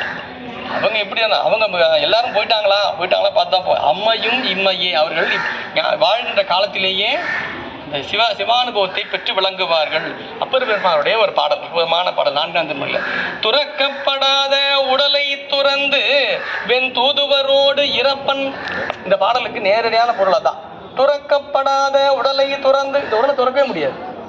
எவ்வளவு முக்கியமா வச்சிருக்கோம்னா அவ்வளவு பத்திரமா பார்த்துவோம். அவ்வளவு கொஞ்சம் சேதம் ஆயிடுச்சுன்னா நமக்கு பயந்துரும். என்னன்னா போயிடுச்சுன்னா கிளம்பிடும், உள்ள இருக்காது, கிளம்பி வெளியே கிளம்பிடும். அப்ப இதை பத்திரமா பாதுகாக்கணும் இல்லையா? இதை கொஞ்சமும் விடாம வச்சு துறக்கப்படாத உடலை துறந்து வெண் தூதுவரோடு இறப்பன் வந்துட்டான். அதுதான் போயிடுச்சு, கிளம்பியாச்சு. இறப்பன் இறந்தால் இரு விசும்பு ஏறுவன். இறந்துட்டா மேலதான் போகணும், கிளம்ப வேண்டிதான். இங்க இருக்க முடியாது, அவன் வந்துட்டான்னா இங்க இருக்க முடியாது, கிளம்பி போயிடும். இரு விசும்பு ஏறுவன் ஏறி வந்து பிறப்பன். போயிடுவேன், திருப்பி இங்க தானே வருவேன். போனா இங்க வந்தா அவன் இங்கேருந்து போறது ஒன்று நடந்து போச்சுன்னா திருப்பி வர்றதுன்னு இருக்கு இல்லையா? நமக்கு தான் போக்கு வரவு தானே, போக்கு வரவு தானே. அவன் தான் போக்கு வரவு இல்லான், உன்னியன் அவன் தான். நமக்கு போக வரதான் நம்ம வச்சுட்டு இருப்போம். நம்ம போவோம், போனா வருவோம். அப்புறம் சொல்றாரு, இரு விசும்பு ஏறுவன் ஏறி வந்து பிறப்பன் பிறந்தால் பிறையணி வாசடை பிங்ககன் பேர் மறப்பன் கொலோ. ஒருவேளை நான் பிறந்தாலும் சாமி பேரை மறந்துடுவேனா? பிறவாமை வேண்டும் மீண்டும் பிறப்புண்டேல் உன்னை என்றும் இன்னும் வேண்டும் நான் மகிழ்ந்து பாடி அறவா நீ ஆடும் பொழுது மறவாமைன்னா இன்னும் அடுத்த பிறவியில் வந்தாலும் மறக்க மாட்டேன். அதுதான் இரு விசும்பு ஏறுவன் ஏறி வந்து பிறப்பன் பிறந்தால் பிறையணி வாசடை பிங்ககன் பேர் மறப்பன் கொலோ என்று என் உள்ளம் கிடந்து. அடுத்த பிறவின்னு வந்துருச்சுன்னா அதுல பேரகிற மறந்துட்டா என்ன ஆகுறது? அப்பர் பல இடங்களை வைப்பார். புழுவாய் பிறக்கினும் புண்ணியா உன்னடி என் மனத்தே வடுவாதிருக்க வரம் தர வேண்டும். மிகப்பெரிய சித்தாந்த செய்தி அது. அடுத்த பிறவி ஒருவேளை புழுவாயிருச்சுன்னு வச்சுங்களேன், புழுவா ஒரு பிறவி வந்துருச்சுன்னு வச்சுங்க, அந்த பிறப்புலயே சாமி நினைச்சிட்டு இருக்கணும். அப்படி ஒரு மனசு இருக்கணும். நம்ம தான் புழுவாச்சே, நம்ம மனுஷனே கோயிலுக்கு போக மாட்டான், அவனே சாமி நினைக்க மாட்டான். நாம போய் நினைக்கணுமான்னு நினைக்க கூடாது, அப்பவும் அவனை நினைச்சிட்டு இருக்கணும். அப்புறம் என்ன தெரியுது? புழுவுக்கு மனசு இருக்குன்னு தெரியுது. நான் நினைச்சிட்டு இருக்க மனுஷனுக்கு தான் மனசு இருக்குன்ட்டு, புழுவுக்கு மனசு இருக்கு. எப்படி தெரியுமா? அப்பர் வருவான் பாட்டு. புழுவாய் பிறக்கினும் புண்ணியா உன்னடி என் மனத்தே வழுவாதிருக்க வரம் தர. புழுவுக்கு மனசு இருக்கு. அப்புறம் இப்ப எந்த உயிர், எல்லா உயிர்களுக்குமே மனம் என்று ஒன்று உண்டு. அந்த நிலையிலும் அவனை மறவாமல் இருக்க வேண்டும். மறவாத நிலைதான் நம்மை ஈடேற்றும். அப்படி இந்த பிறப்பிலே சிவன் முத்தர்கள் எல்லா சிவானுபவத்தையும் இந்த பிறப்பிலேயே பெற்று நிற்பர். அம்மையும் இம்மையே யாம், இந்த பிறப்பிலேயே அவர்கள் பெறுவார்கள். அதனாலதான் குருநாதரை போற்ற வேண்டும். குருவே சிவம் என கூறின நந்தின்றதுதான். குருநாதர் தான் சிவம். குருநாதரை விட சிவம் என்று தனியே ஒன்று பொருள் காட்டப்பெறும். ஆனால் நமக்கு நடமாடும் சிவமாக மானுட சட்டை தாங்கி நம்மிடையே உலவுகின்றது யாரு? அக்குருநாதர் தான். அதுதான் அம்மையும் இம்மையே யாம் என்று சொல்லி நிறைவாக ஒரு பாடலை சொல்லுகின்றார். அதாவது இந்த பாடலுடைய கருத்து என்னன்னா, முத்தி என்பது இரு நிலையில இருக்கும். ஒன்று பரமுத்தி, மற்றொன்று பதமுத்தி. பதமுத்தி இறைவன் திருவடியை அடைதல். இறைவன் திருவடியை அடைந்து சிவானுபவத்தை பெற்றுக் கொண்டிருக்கின்ற ஆன்மாக்கள் அவங்கள சாமி என்ன பண்ணுவாரு? அனுபவத்தை பெற்றுட்டு இருக்கியா, அனுபவத்தை அனுபவிச்சுக்கிட்டே இருக்கியா, இன்பமா இருக்கியா, இது அப்படியே போய் யார்ட்டையும் சொல்லுவோம். அவங்கள பதமுத்தியில் இருக்கின்ற அன்பர் அருளாளர்களை தான் பெருமான் பூவுலகுக்கு அனுப்புவாரு. அவங்களாலதான் சொல்ல முடியும். இங்க இருக்கிறவங்களையும் சொல்ல முடியாது. அவங்க என்ன பண்ணுவாங்க? அவங்கள சாமி அங்க அனுப்பி வைப்பாங்க. அவங்க அதே நிலையில வருவாங்க, அருள் மேனியா கொண்டே வந்து நிற்பாங்க. இங்க வரும்பொழுது என்ன ஆயிடும்னா, அந்த மாயா காரியங்கள் இருக்கு இல்லையா, அதுல மாட்டிடும். டக்குன்னு மறந்து போயிடுவாங்க. ஆட்டாட்டா அப்புறம் தான் ஞாபகம் வரும். ஆண்ட பிறகுதான் பெருமான் ஆண்டுகள், பெருமானுடைய கருணையில் தான் இந்த பிறப்பே வந்ததான்ற நினைப்பு அப்பதான் வரும். எப்போ வந்தது? சம்பந்தம் இருக்கு 3 வயசுல வந்தது இல்ல, சுந்தரமூர்த்தி நாயனார் கல்யாணத்துல வந்தது இல்ல, அப்பர் பெருமான். இதெல்லாம் ஒவ்வொருத்தருக்குமே ஒரு காலகட்டத்துக்கு பிறகுதான் நம்ம வந்திருக்குமா, இதுக்குதான் வந்திருக்குமா நாமன்றது தெரியும். அவங்க அதற்கு தெரியாது. ஏன் நீ யோசிச்சு பாருங்க, சாமி அனுப்புனவங்களுக்கே மறந்துருது. நம்ம நிலைமெல்லாம் எப்படி யோசிச்சு பாருங்க. வெக்கியெல்லாம் தேவையில்ல, கோயிலை தாண்டா மறந்து போயிடுவோம். கோவிலை தான் வெளியில ரொம்ப தூரம்லாம் போக வேண்டாம். நம்ம தாண்டி வெளியே போய் செருப்பை போட்டோம்னா எல்லாத்தையும் போட்டு போனோம். செருப்பை மட்டும் போட மாட்டோம், எல்லாம் ஓடி இதெல்லாம் இருக்கு. வெளியில இருந்ததோ அதெல்லாம் பிடிச்சிக்கணும். நம்மள இங்க இருக்கிற வரைக்கும் நம்மளுக்கு எதுவும் பிடிக்காது. வெளியில போயிட்டோம்னா எல்லாம் காத்து கொண்டிருப்பார்கள் நமக்காகவே. வெளியில் நமக்காக காத்து நம்ம இப்ப பற்றிக் கொள்வதற்காக. இப்போ என்ன தெரியுது, மிகப்பெரிய அருளாளர்களே. அப்புறம் சுந்தரமூர்த்தி நான் கேட்கிறாரு, மேல இருந்து கிளம்பும் போது நீ கீழே போன்னு சொல்லிட்டாரு. என்ன பார்த்துட்டு இல்லை, கீழே கீழே போன்னு சொல்லிட்டேன். இப்போ நமக்காக தான் என்ன இருக்குன்னா, ரொம்ப நாளும் ஒரு இடத்துல வேலை செஞ்சுட்டு இருக்கோம். உங்களுக்கு ஒரு நாள் லீவ் போங்க, ஒரு மாதம் லீவ் என்ன பண்ணுவோம், ஏங்கப்பா உடனே ஊருக்கு போய் டெலகிராம் அடிச்சு இது மெயில் அனுப்பிச்சிட்டு மெசேஜ் அனுப்பிச்சிட்டு நான் வந்துட்டே இருக்கேன், ஊரில் எல்லாம் ரெடி பண்ணுவீங்க, எல்லாம் அது பண்ண ஜாலியாக இருப்பான் இல்லையா. அவர் அங்கேருந்து கிளம்ப சொல்லிட்டார் சாமி, கைலாயத்து வந்து கிளம்பு பூலோகத்துக்கு போன்னு சொல்லிட்டேன். ஒரே சந்தோஷமா தான் இருக்கணும் இல்லையா. இங்கே தான் எல்லாமே இருக்கேன், நம்ம தான் இருக்கேன், சந்தோஷமா இருக்கலாம். இங்கே தான் எல்லாம் தான் கிடைக்குதா, இங்கே தான் வந்தேன். அவர் பயந்தாராம், அடாடா இங்கேயே அப்போ அனுப்புறீங்க சாமி, இது ஒரே மாயா காரியங்களால் ஆன இடம் ஆயிற்று, இது இங்க போனா நானும் மாட்டிப்பனே. ஒன்னு ரெண்டு மாயா இருக்கு, இங்க 6 கோடி மாயா சக்திகள் வேறு வேறு தம் மாயைகள் தொடங்கின சொல்றாருல மணிவா. இவ்வளவு இங்க நானும் பண்ணா மாட்டிப்பனே, இதுல நானும் ஒரு ஆளா. நீங்க ஒண்ணு பண்ணுங்க சாமி, ஒருவேளை நான் இதுல மயங்கி எங்க நிப்பேன், அப்ப எப்படியாவது இவனை தடுத்து ஆட்கொள்ள வேண்டும்னு சுந்தரமூர்த்தி நாயனா கைலாயத்திலே சொல்லிட்டு வர்றார். என்ன சொல்றாரு, கைகள் அஞ்சலி கூப்பி கலங்கினான் செய்ய சேவடி நீங்கும் சிறுமையேன் மையல் மானுடமாய் மயங்கும் வகி ஐயனே தடுத்த ஆண்டு அருள் செய்க. இந்த மையல், இது மையல் தான் செய்யும். இது ஒண்ணும் அப்படியே நமக்கு சிவத்தை காட்டி சிவத்தை கிடையாது, இது மாயைதான். எல்லா போகத்தை தான் காட்டி நிற்கும். இங்க அறிவை தான் வளர்க்கணும்னு தோணும். பொருள் ஈட்டலாமா, அருளை அறிவை பெருக்கலாமா, புகழை அடைவோமா, அதை அடைந்து விட்டோமா. இங்கு எதையும் அடைவதற்கு எதையும் ஈட்டுவதற்கு நாம் இங்கு வரவில்லை, கழிப்பதற்கு வந்திருக்கின்றோம். இன்பம் என்பதை நம் அறிவு எப்படி இதுவரையில் புரிந்து கொண்டிருக்கின்றது என்றால், பெற்றால் இன்பம் இழந்தால் துன்பம் என்பதாக இந்த நமக்கு அறிவு அப்படிதான் ஊட்டப்பட்டிருக்கு. உலகியல் அறிவு அப்படிதான் ஊட்டிருக்கோம். சொல்லிட்டீங்களா, போச்சா, ஜாக்கிரதையா இருக்க கூடாதா சார் கொஞ்சம் அப்படின்றோம்ல. பொருள் போயிருச்சுன்னா நமக்கு என்ன அது இழப்பு, துன்பம் வந்துருச்சுன்னா திடீர்னு போயிட்டே இருக்கு. ஒரு 100 ரூபா கட்டு கீழே இருக்கு, கோயிலுக்கு போயிட்டு வந்தா இப்படி தருவா சாமி தெரியுமா, சூப்பரா தந்துருவாரு. நமக்கு வந்தா இன்பம், போனா துன்பம். உண்மையிலேயே ஞானிகள் எப்படி தான் வச்சிருப்பாங்க, போனா இன்பம், உங்களுக்கு போனா இன்பம், போச்சா ரொம்ப சந்தோஷம், வருதா அடடா மணிவாசகருக்கு சாமி இதான் வச்சுக்க பொருள் கொடுத்தாரு, எனக்கு வேணவே வேண்டாம் சாமி. ஏன் இப்ப வேணான்றீங்க, பதவி புகழ் எதுவுமே வேண்டாம் சாமி, எனக்கு ஏன் கொடுக்குறீங்க, எனக்கு வேண்டேன் புகழ் வேண்டேன் செல்வம். நான் கேட்கவே இல்லையே, நான் இதை கேட்டேன்னா எனக்கு ரொம்ப கஷ்டமா இருக்கு சாமி, ஏதோ பொண்ணு பொருள் கொடுத்தீங்கன்னா கொஞ்சம் நல்லா இருக்கு. நான் கேட்கவே இல்லையே, நான் தான் வேண்டேன் புகழ் வேண்டேன் செல்வம் வேண்டேன் பிறப்பு இறப்பு சிவம் வேண்டாதமை நாளும் மட்டும் இல்ல, இது மாதிரி போகாதவங்க கொஞ்சம் பேர் இருப்பான். சிவத்தை எப்படி அடைய வேண்டும் தெரியாத ஒரு சில பேர் இருப்பான், அவங்க கூட சேரவே மாட்டேன் நான். ரொம்ப முக்கியம் அது. இந்த பயிர் வளர்க்கறது எந்த அளவுக்கு முக்கியமோ அதை விட முக்கியம் வேலி போடுறது. வேலி போடுறது இருக்குல்ல, அதுதான் சிவம் வேண்டான்றது. சிவத்திற்கு புறம்பாக விளங்குவ சிவநெறிக்கு புறம்பா இருப்பாங்க, கூட சேரவே கூடாது. அதுங்களோட நீ தொடர்பே இல்லாம இருக்கணும். ஏன்னா அது சட்டுன்னு கொரோனா மாதிரி அது பரவிடும், அப்படியே நீங்க மாஸ்க் எல்லாம் போட்டு சுத்தினோம். நீங்க 2020 ஞாபகம் இருக்கா, அந்த மாதிரிதான். அது எப்ப வரும் தெரியாது, அரை மணி நேரம் அவங்ககிட்ட பேசினீங்க போதும், சல்லுன்னு நமக்கு வந்துடும். நம்ம அம்மா எதுக்கு நீங்க கோயிலுக்கு போறீங்க, கோயில் போறீங்க அவர்கிட்ட, ஆமாங்க அவர் சொல்றது கரெக்ட் தாங்க, நீங்க போறதுனால உங்களுக்கு இந்த பிரச்சனையே வருது. அறிவுரை சொல்லியே நம்ம என்ன பண்ணிடுவோம். இப்போ என்ன ஆகுது, நமக்கு மாயா காரியங்களுக்கு ஆட்படும். சுந்தரமூர்த்தி நாயனாருக்கே இதுதானா பாத்துங்களேன், சொல்லிட்டு வராரு, வந்து மறந்துட்டாரு, மறந்து இங்க சுத்திட்டு இருக்காரு, இங்கேயே இருக்காரு. அவர் வந்து ஆட்கொள்ள வராரு, வந்தவர் தான் ஆட்கொள்ள வந்தவர்னே தெரியல அவருக்கு. அவர் கூட சண்டை, என்ன சண்டை, என்ன அது முதல் பாட்டு. இந்த பாட்டு ஒரு வேடிக்கையா சொல்லுவான், உனக்கு நான் ஆட்பட்டு விட்டேன் பித்தா பிறைசூடி பெருமானே அருளாளா எத்தான் மறவாதே நினைக்கின்றேன் மனத்துன்னை வைத்தாய் பெண்ணை என்பால் பெண்ணை நல்லூர் அருட்துறையுள் அத்தா உனக்கு ஆளாய் நீ அல்லேன்னு நினைலாமே, நீ இல்லைன்னா சொல்ல முடியும். இப்போ வரீங்கல்ல, வந்துதான் ஆகணும், பின்ன வேற எதாவது போயிடும். வரீங்கல்ல போலாம்ல அப்படின்னு வச்சுக்கலாம், வரீங்களா போலாம்ல அண்ணா, அது காஃபி ஐயா சூட தண்ணி வரீங்கல்ல அப்படின்னா என்ன அர்த்தம், வந்துதானே ஆகணும், வந்துதானே.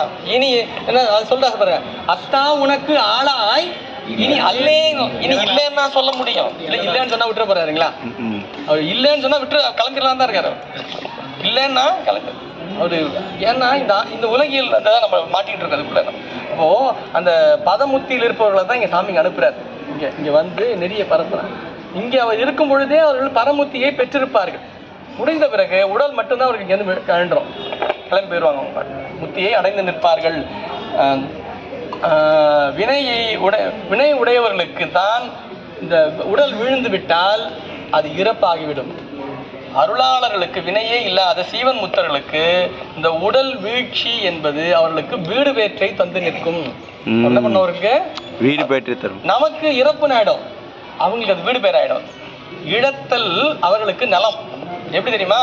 எல்லாம் அற என்னை இழந்த நலம் சொல்லாய் சொல்ற அனுபூதி. என்ன சொல்றாரு? இழந்த நலம். இழத்தல் தான் நலம். நாம் நினைத்துக் கொண்டிருக்கின்றோம் பெறுவது நலம் என்று. பெறுவது நலம் அல்ல, இழத்தல் நலம். எல்லாம் அற என்னை இழந்த நலம் சொல்லாய் முருகா சுரபூபதியே. இழத்தல் நமக்கு, நாம் பொருளை இழக்கின்றோம், நம்ம விட்டு நீங்குகிறது என்றால் நாம் என்ன பண்ணணும்? சந்தோஷமா இருக்கணும். சரி, இங்க ஐயா குறிப்பிட்டாங்க பாருங்க, கங்காதரன் ஐயா. எனக்கு இப்ப இல்ல, 2010 நினைக்கிறேன், 2009-10 வகுப்படுக்கிறாங்க ஐயா கங்காதரன். எனக்கு அப்ப சொன்ன செய்தி எனக்கு இன்னும் நினைவில் இருக்கு. இறைவனிடத்திலே நாம் ஒரு பொருளை வேண்டி நிற்கின்றோம். நான் பல இடங்கள் அதை குறிப்பிடுறது. இறைவனிடத்திலே ஒரு பொருளை நாம் வேண்டி நிற்கின்றோம் வேண்டும் என்று. சில நேரங்களுக்கு பிறகு, சில காலங்களுக்கு பிறகு அந்த பொருளை இறைவன் நமக்கு தந்துவிட்டான். தந்துவிட்டால் நம்ம என்ன பண்ணோம்? மகிழ்ச்சி கொள்ள வேண்டும். நமக்கு பொருளை இறைவன் தந்துவிட்டான், அதனால் நமக்கு மகிழ்ச்சி. இறைவன் அந்த பொருளை நமக்கு தரவில்லை என்றால் நாம் பெருமகிழ்ச்சி கொள்ள வேண்டும். அவர் சொன்ன நாம் பெருமகிழ்ச்சி கொள்ள வேண்டும். காரணம், நாம் வேண்டுகின்ற பொருள் நம்மிடத்தில் வந்து சேர்ந்தால் நாம் துன்பத்தை அனுபவிப்போம் என்று இறைவன் நினைத்திருக்கின்றான். அதனால் அதை நமக்கு தருவதற்கு மறுத்து விட்டான். நமக்கு சாமி தரலான்னு நினைச்சிருப்பீங்க. சாமி கண்ணில் நின்று ஒன்று, சாமி காதே கேட்கலங்க, எவ்வளவோ கேட்கணும். நமக்கு தரலன்னா அதனால நம்ம ஒரு பெரிய துன்பத்தை அடைய இருக்கோம்னு அர்த்தம். அது பாவம். ஏன்னா அதுலயும் சாமிக்கு தான் எக்ஸ்ட்ரா பெனிஃபிட். அது சாமிக்கு தான். அது என்னன்னா, இவன் கேட்டதை கொடுத்துட்டு வச்சுங்களேன், இவனுக்கு துன்பம் வந்து சேர்ந்துடும். அதை நீக்கிறது திருப்பி இங்க வந்தா நிற்பாங்க. அது சாமி இந்த துன்பம் தான் சாமி, குழந்தை இல்லைன்னு போய் நிற்பான். இவன் நிற்கிறானேன்னு சொல்லிட்டு சரி போன்னு சொல்லி கொடுத்து விட்டுருவார். போன் திடீர்னு ரொம்ப நாளாக இருக்க மாட்டான். ஒரு 25 வருஷத்துக்கு அப்புறம் வருவான். ஏன் சாமி இந்த பையனை போயிட்டு எனக்கு ஏன் தான் முடியல, இதுக்கு இல்லாமையே இருந்திருக்கலாம். என்ன அட்டூழியம் பண்றான், என்னையே போட்டு கொள்றான், எனக்கு அப்படியே முடியவே இல்லை சாமி. இவன் தான் 25 வருஷத்துக்கு முன்னாடி போய் வந்து கேட்டேன். இப்போ அதையே நம்ம என்ன ஆயிடுச்சு, அது என்ன சொல்ல ஆச்சு?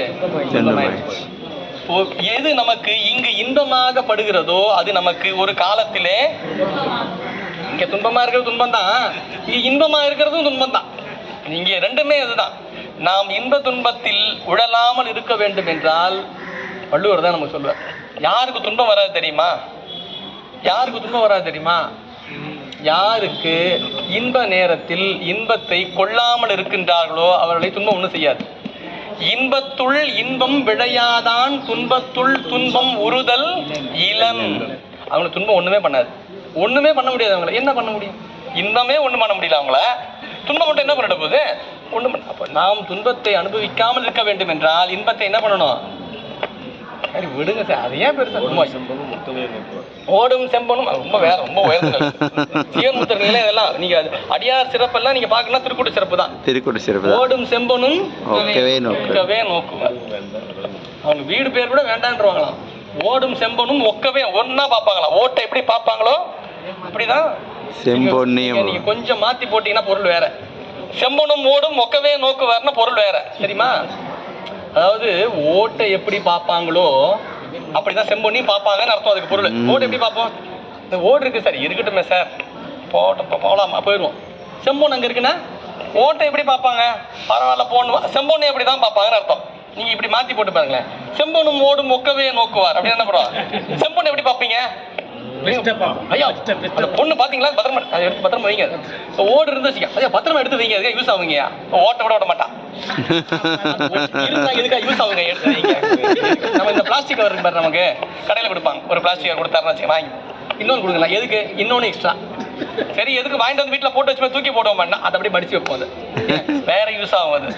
அது அப்படியே தான் இருக்கும், அது ஒன்றுமே ஆகாது. பல 200 ஆண்டு 300 ஆண்டு ஆனாலும் பிளாஸ்டிக் ஒன்றும் ஆகாதுன்றாங்க. அப்படியே இருக்குமா? அது நம்மளுக்கு வச்சுக்கிட்டே தான் போகணும். ஒன்றுத்துக்கு இல்லாத பொருளாக இருந்தாலும் அதை இன்னும் வச்சுக்கலாமா? அதுதான் செம்பனும் ஓடும் முக்கியமும். அவர் அந்த இது ஒன்றா தான் பார்ப்பார். அவர் ஒரு பொருளையும் விடுவதற்கு தயாராக இல்லைன்னு அர்த்தம். எப்படி போட்டிருக்காரு பாருங்க, கரெக்டாக போட்டார் சேக்கிடார். கொஞ்சம் மாற்றி போட்டுதான் வேற பொருளாக இருக்கோம். ஓடும் செம்பனும், செம்பன் ஓடும், முதல்ல தெரிஞ்சுங்க. செம்பொன்னு நம்மளை விட்டு ஓடிடும். அது ரெண்டுத்தையும் ஒன்னா தான் அவங்க பார்ப்பாங்க. அவர்கள் தான் சீவன் முத்தர்கள் என்பது சொல்லி நிறைவாக 100வது பாடல் நெருங்கி கொண்டிருக்கின்றோம். 100 நிறைவை. ஞானிகள், அருளாளர்கள் என்று சொல்லப்படக்கூடிய சீவன் முத்தர்கள் அவர்களுடைய நிலையையே பேசிக்கொண்டு வந்த அணைந்தோர் தன்மையில அவர்கள் உயிர்கள் மீது கொண்ட கருணையை பேசுகின்றார் இந்த 100வது பாடல். கள்ளத்தலைவர் துயர் கருதி தங்கருணை வெள்ளத்து அலைவர் மிக. ரொம்ப நான் நினைச்சு பாருங்க, இவ்வளோ அருளாளர்கள் வந்து போனாங்க, இவ்வளோ போனாங்க, அப்பவும் இன்னும் யாரும் இது பண்ணல. ஏன்னா இது அனைத்துமே இறைவனுடைய திருவருள், இறைவனுடைய திருவருள். கள்ளத்தலைவர் துயர் கருதி. இந்த கள்ளத்தலைவர்னு சொல்றது யாருன்னா நம்மள சொல்றாரு. இந்த ஆன்மாக்களுக்கு பிறப்பை கொடுத்து எப்படியாவது வினைகளை கொண்டு இந்த பிறப்பை கழித்து இனி பிறவாத நெறியை அடைவதற்குரிய குருவருளை பெற்று இந்த பிறப்பை கடக்கணும்னு தெரிய மாட்டேன் பாரு. இதுக்கு கொடுத்தது என்ன பண்ணுது? போவோம், கோயிலுக்கு போற மாதிரி போவோம், நம்ம வீட்டுக்கு நம்ம வேலையை பார்ப்போம். நம்ம கொஞ்சம் அப்படியே எல்லாத்தையும் அப்படியே விட்டுற முடியாதுங்க. நம்ம முடிஞ்ச வரைக்கும் பார்த்தோமா, மீதி நேரத்தில் நம்ம வேலையை பார்க்கணும். விடுறதுக்கு தயாரா இல்லை நம்ம, தெரியுதா? நம்ம விட்டுறீங்களா? விட்டுட்டீங்களாமே, விட்டுட்டாந்தாங்க ஐயா, சும்மா பாக்குறதுக்கு. உள்ள விடல, உள்ள எதையும் விடல. துறவு என்பது உடல் அளவுல எப்படி நம்ம பின்னாடிதான் வரும். முதல்ல உள்ள தளவுல இருக்கும் துறவு. துறவு எப்படி? முதல்ல உள்ள தளவுல துறம். இதெல்லாம் வேண்டாம் சார், இதெல்லாம் தவிர்த்துருவோம், இதெல்லாம் நீங்கிடுவோம், இதுல இருந்து நகர்ந்துருவோம். அன்பு அடியார்களை கண்டவுடனே வணக்கம். நமக்கு இது போன்ற ஒரு திருக்கூட்டத்தை பெருமான் தந்திருக்கின்றான், இது போன்ற தருணத்தை இறைவன் தந்திருக்கின்றான், இது போன்ற திருமுறைகளை நமக்கு தந்திருக்கின்றான், அருக்குருநாதரோடு நாம் இணைந்து வழிபாடு செய்கின்ற பேச்சை நமக்கு தந்திருக்கின்றான் என்று அவன் கருணையை நினைந்து நினைந்து நினைந்து நினைந்து போற்றி கொண்டே இருப்போமே. எப்போ வீட்டுக்கு போனால், இங்கே இருக்கிற வரைக்கும் இல்லை, வீட்டுக்கு போனா ஐயா சொல்லுவாங்க, அதெல்லாம் முடியுமாங்க ஐயா, போங்க ஐயான்ட்டு நான் முடிச்சு போச்சு. அப்போ உண்மை இல்லை, தெரியுதா? பொய்யாயிருச்சு இருக்கிற வரைக்கும். அப்போ முன்னாடி போயிட்டு வேற மாதிரி இருந்தா, முன்னாடி போயிட்டு வேற இருந்தா என்ன சொல்லிக்க அவங்கள? சார் அங்க அடியா சிவனடியார் அது பேசிட்டு இருந்தீங்க, நீங்க வந்து போனா மாத்திட்டீங்களா, என்ன பண்றது? அப்ப கள்ள இல்ல, அப்ப கள்ள இல்லையா? அவர் சொல்றாரு கள்ள தலைவர். வேற நீங்க என்ன சொல்லலாம், கள்ளன்னு சொல்ல முடியாது. இந்த கள்ளத்தனத்துக்கு எல்லாத்துக்கும் தலைவன். என்ன வழிபாட்டிலேயே கள்ளத்தனத்தை கையாளுறான்ல, வழிபாட்டிலேயே கள்ளம் இல்லையா? பண்ணுவோம் சார், அவர் பார்க்கும்போது பண்ற மாதிரி பண்ணுவோம், அவர் போயிட்டாருன்னா விட்டுருவோம், அவ்வளவுதான். உண்மையிலேயே நம்ம திருக்கூட்டத்தை நம்ம தெய்வ சித்தாந்த இலக்கியம் மற்றும் நினைத்து பார்க்கும் பொழுது ரொம்ப மனம் மகிழ்வா இருக்கும். ஐயா இருக்கும்போது வழிபாடு எல்லாம் அவங்க இல்லைன்னா கூட இதே மாதிரி எல்லாத்தையும் செய்வாங்க அன்பர்கள்லாம். ஐயா தெய்வ சித்தாந்த இலக்கியம் மற்றும் அன்பர் பெருமக்கள் அதே போல அவர் இருக்க மாட்டாங்க.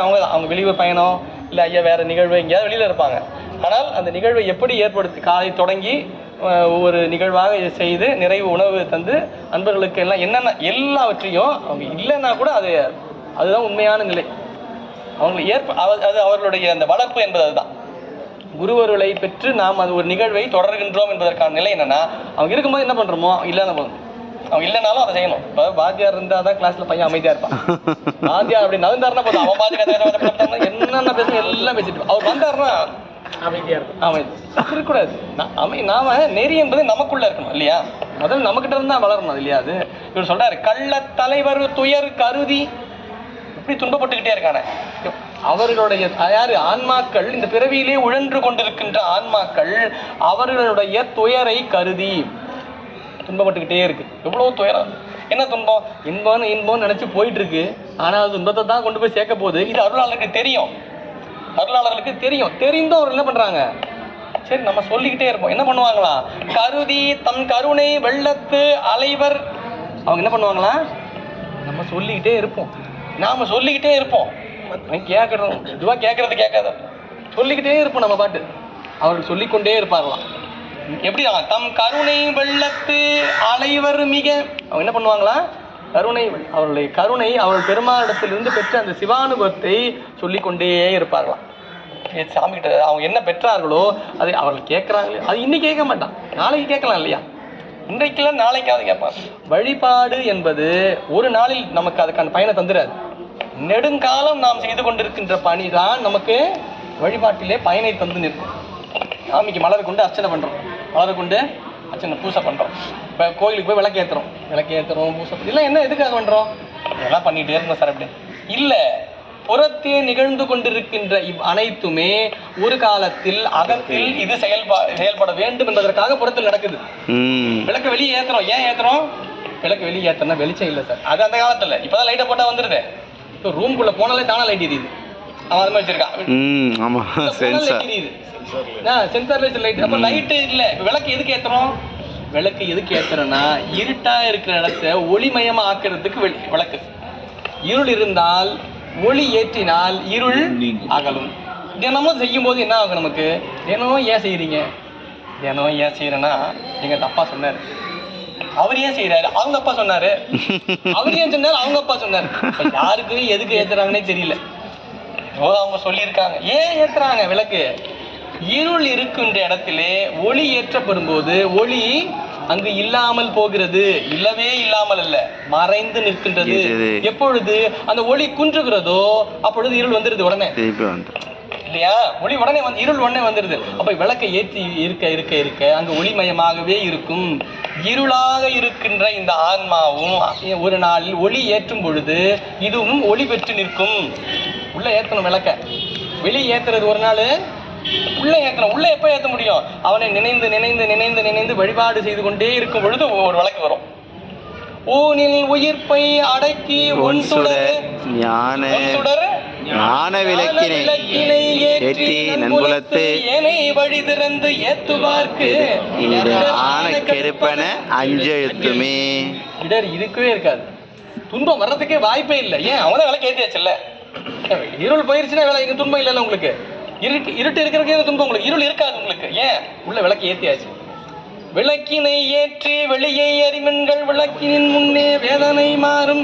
விளக்கை விளக்கும் விளக்குடையார்கள் விளக்கில் விளங்கும் விளக்கவர் தாமே. அவர் விளக்கவர், அவர்களை விளக்க வந்தவர்கள் யார், குருநாதர். அவர் விளக்காக உள்ளே இருந்து இருளை இல்லாமல் செய்து நமக்கு அருளை தந்து நிற்பார்கள்.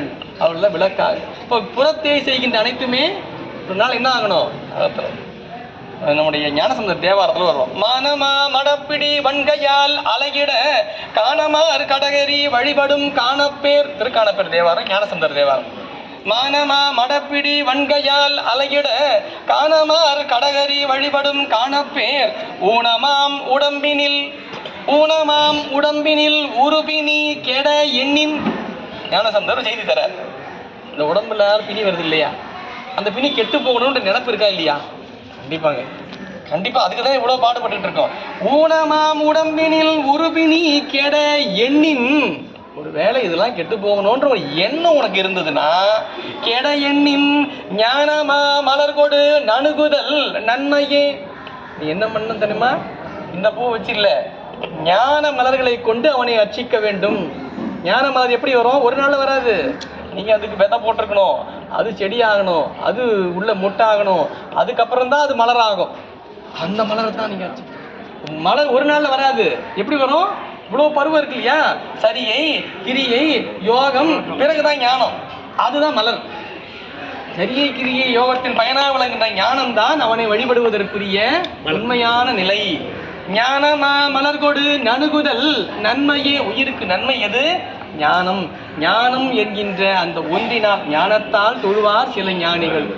ஞானத்தால தான் அவனை தொழ முடியும். நீங்க சும்மா நாம கையால தொடர்ந்து எதுக்குன்னா புறத்தை வழிபாடு செய்யலாம். இப்போ புறத்தை காட்டி நிற்றல் ஒரு நிலையிலே நமக்கு ஞானத்தால் அவனை வழிபடுவது. ஞானம்தான் கருவி, இறைவனை அருளை அடைவதற்குரிய கருவி ஞானம். அந்த ஞானத்தால் அவனை வழிபட வேண்டும். அதற்கான பயிற்சி தான் பிறப்பு நமக்கு. அதைத்தான் அந்த பயிற்சியை இந்த ஆன்மா கொள்ள வேண்டும் என்பதற்காகவே ஒவ்வொரு நிலைகளாக சொல்லிக்கொண்டே இருப்பார்கள் அருளாளர்கள். ஒவ்வொரு காலகட்டத்திலும் ஒவ்வொரு அருளாளர்களை பெருமான் இந்த பூலோகத்திற்கு அனுப்பியதன் நோக்கம் ஆன்மாக்கள் இந்த மாயா கருவிகளில் காரியங்களில் இருந்து நீங்கி பிறப்பை நீக்க வேண்டும் என்கின்ற அந்த நிலையை அடைய வேண்டும் என்பதற்காகவே அவர்கள் அதை செய்து கொண்டே இருக்கின்றார்கள். தொடராக சொல்லிக்கிட்டே இருக்காங்க. குருநாதர் சொல்லிக்கிட்டே இருப்பார், நமக்கு செய்து இதை பண்ணு, அதை செய்ய, ஏன் என்னைக்காவது ஈடேறிடாதான் அதை சொல்றாரு பாருங்க.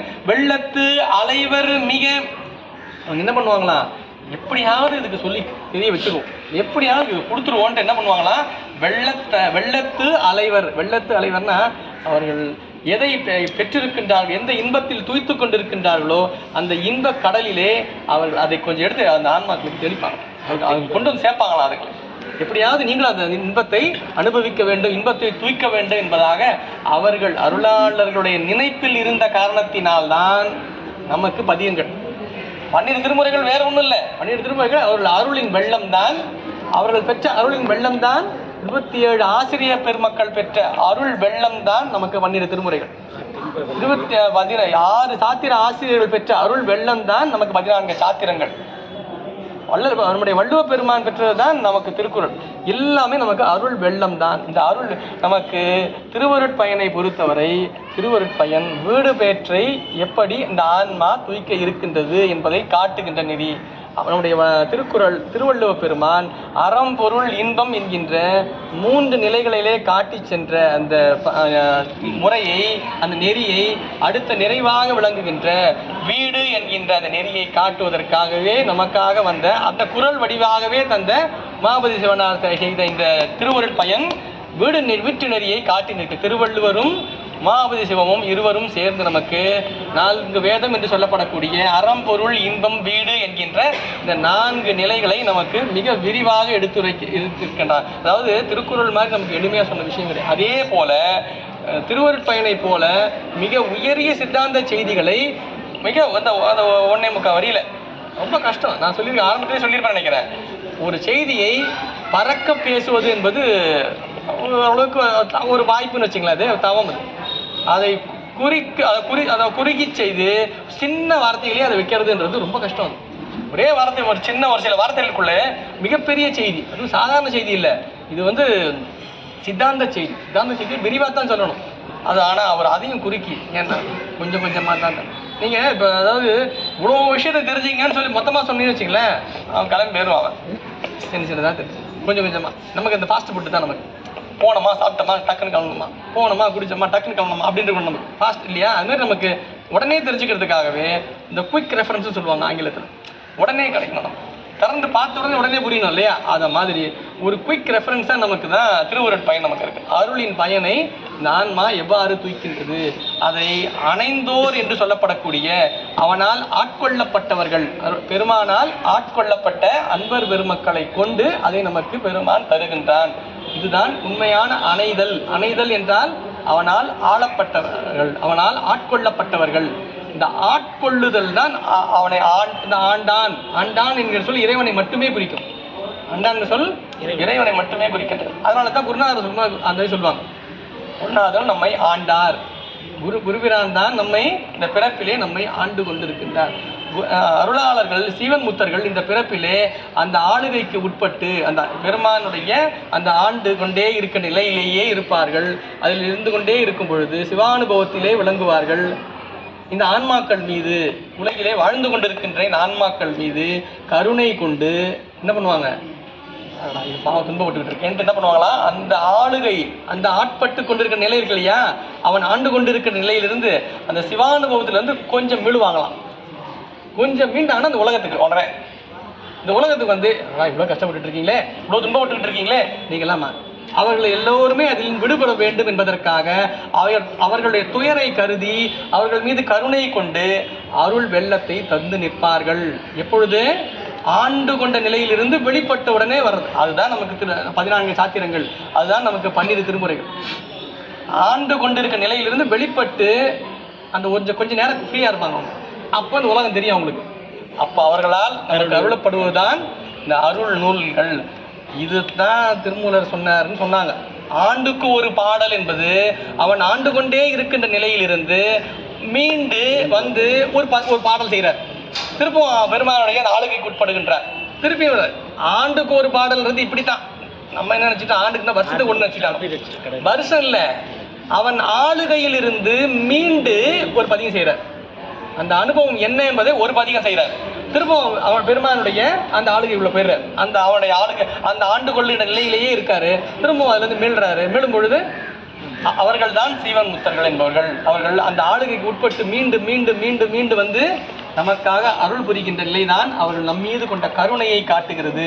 இதுவே திருவருட்பயனுடைய நிறைவான செய்தி என்று சொல்லி, கள்ளத்தலைவர் துயர் கருதி தம் கருணை வெள்ளத்து அலைவர் மிக என்று இந்த 100வது பாடலை அணைந்தோர் தமிழுடைய நிறைவு பாடலாக நமக்கு உமாபதி சிவனார் தந்து, நாமும் திருவருளின் பயனை நுகர்வோம், எல்லாம் வல்ல பெருமான் திருவருட்கருணையிலே திளைப்போம் என்று சொல்லி, அந்த கருணையை திளைப்பதற்கான ஒரு நல்ல ஒரு ஊடகமாக, ஒரு களமாக நமக்கு தெய்வீக சித்தாந்த இலக்கிய மன்றத்தினுடைய இந்த 2ஆம் அமர்வு நமக்கு கிடைக்க பெற்றது.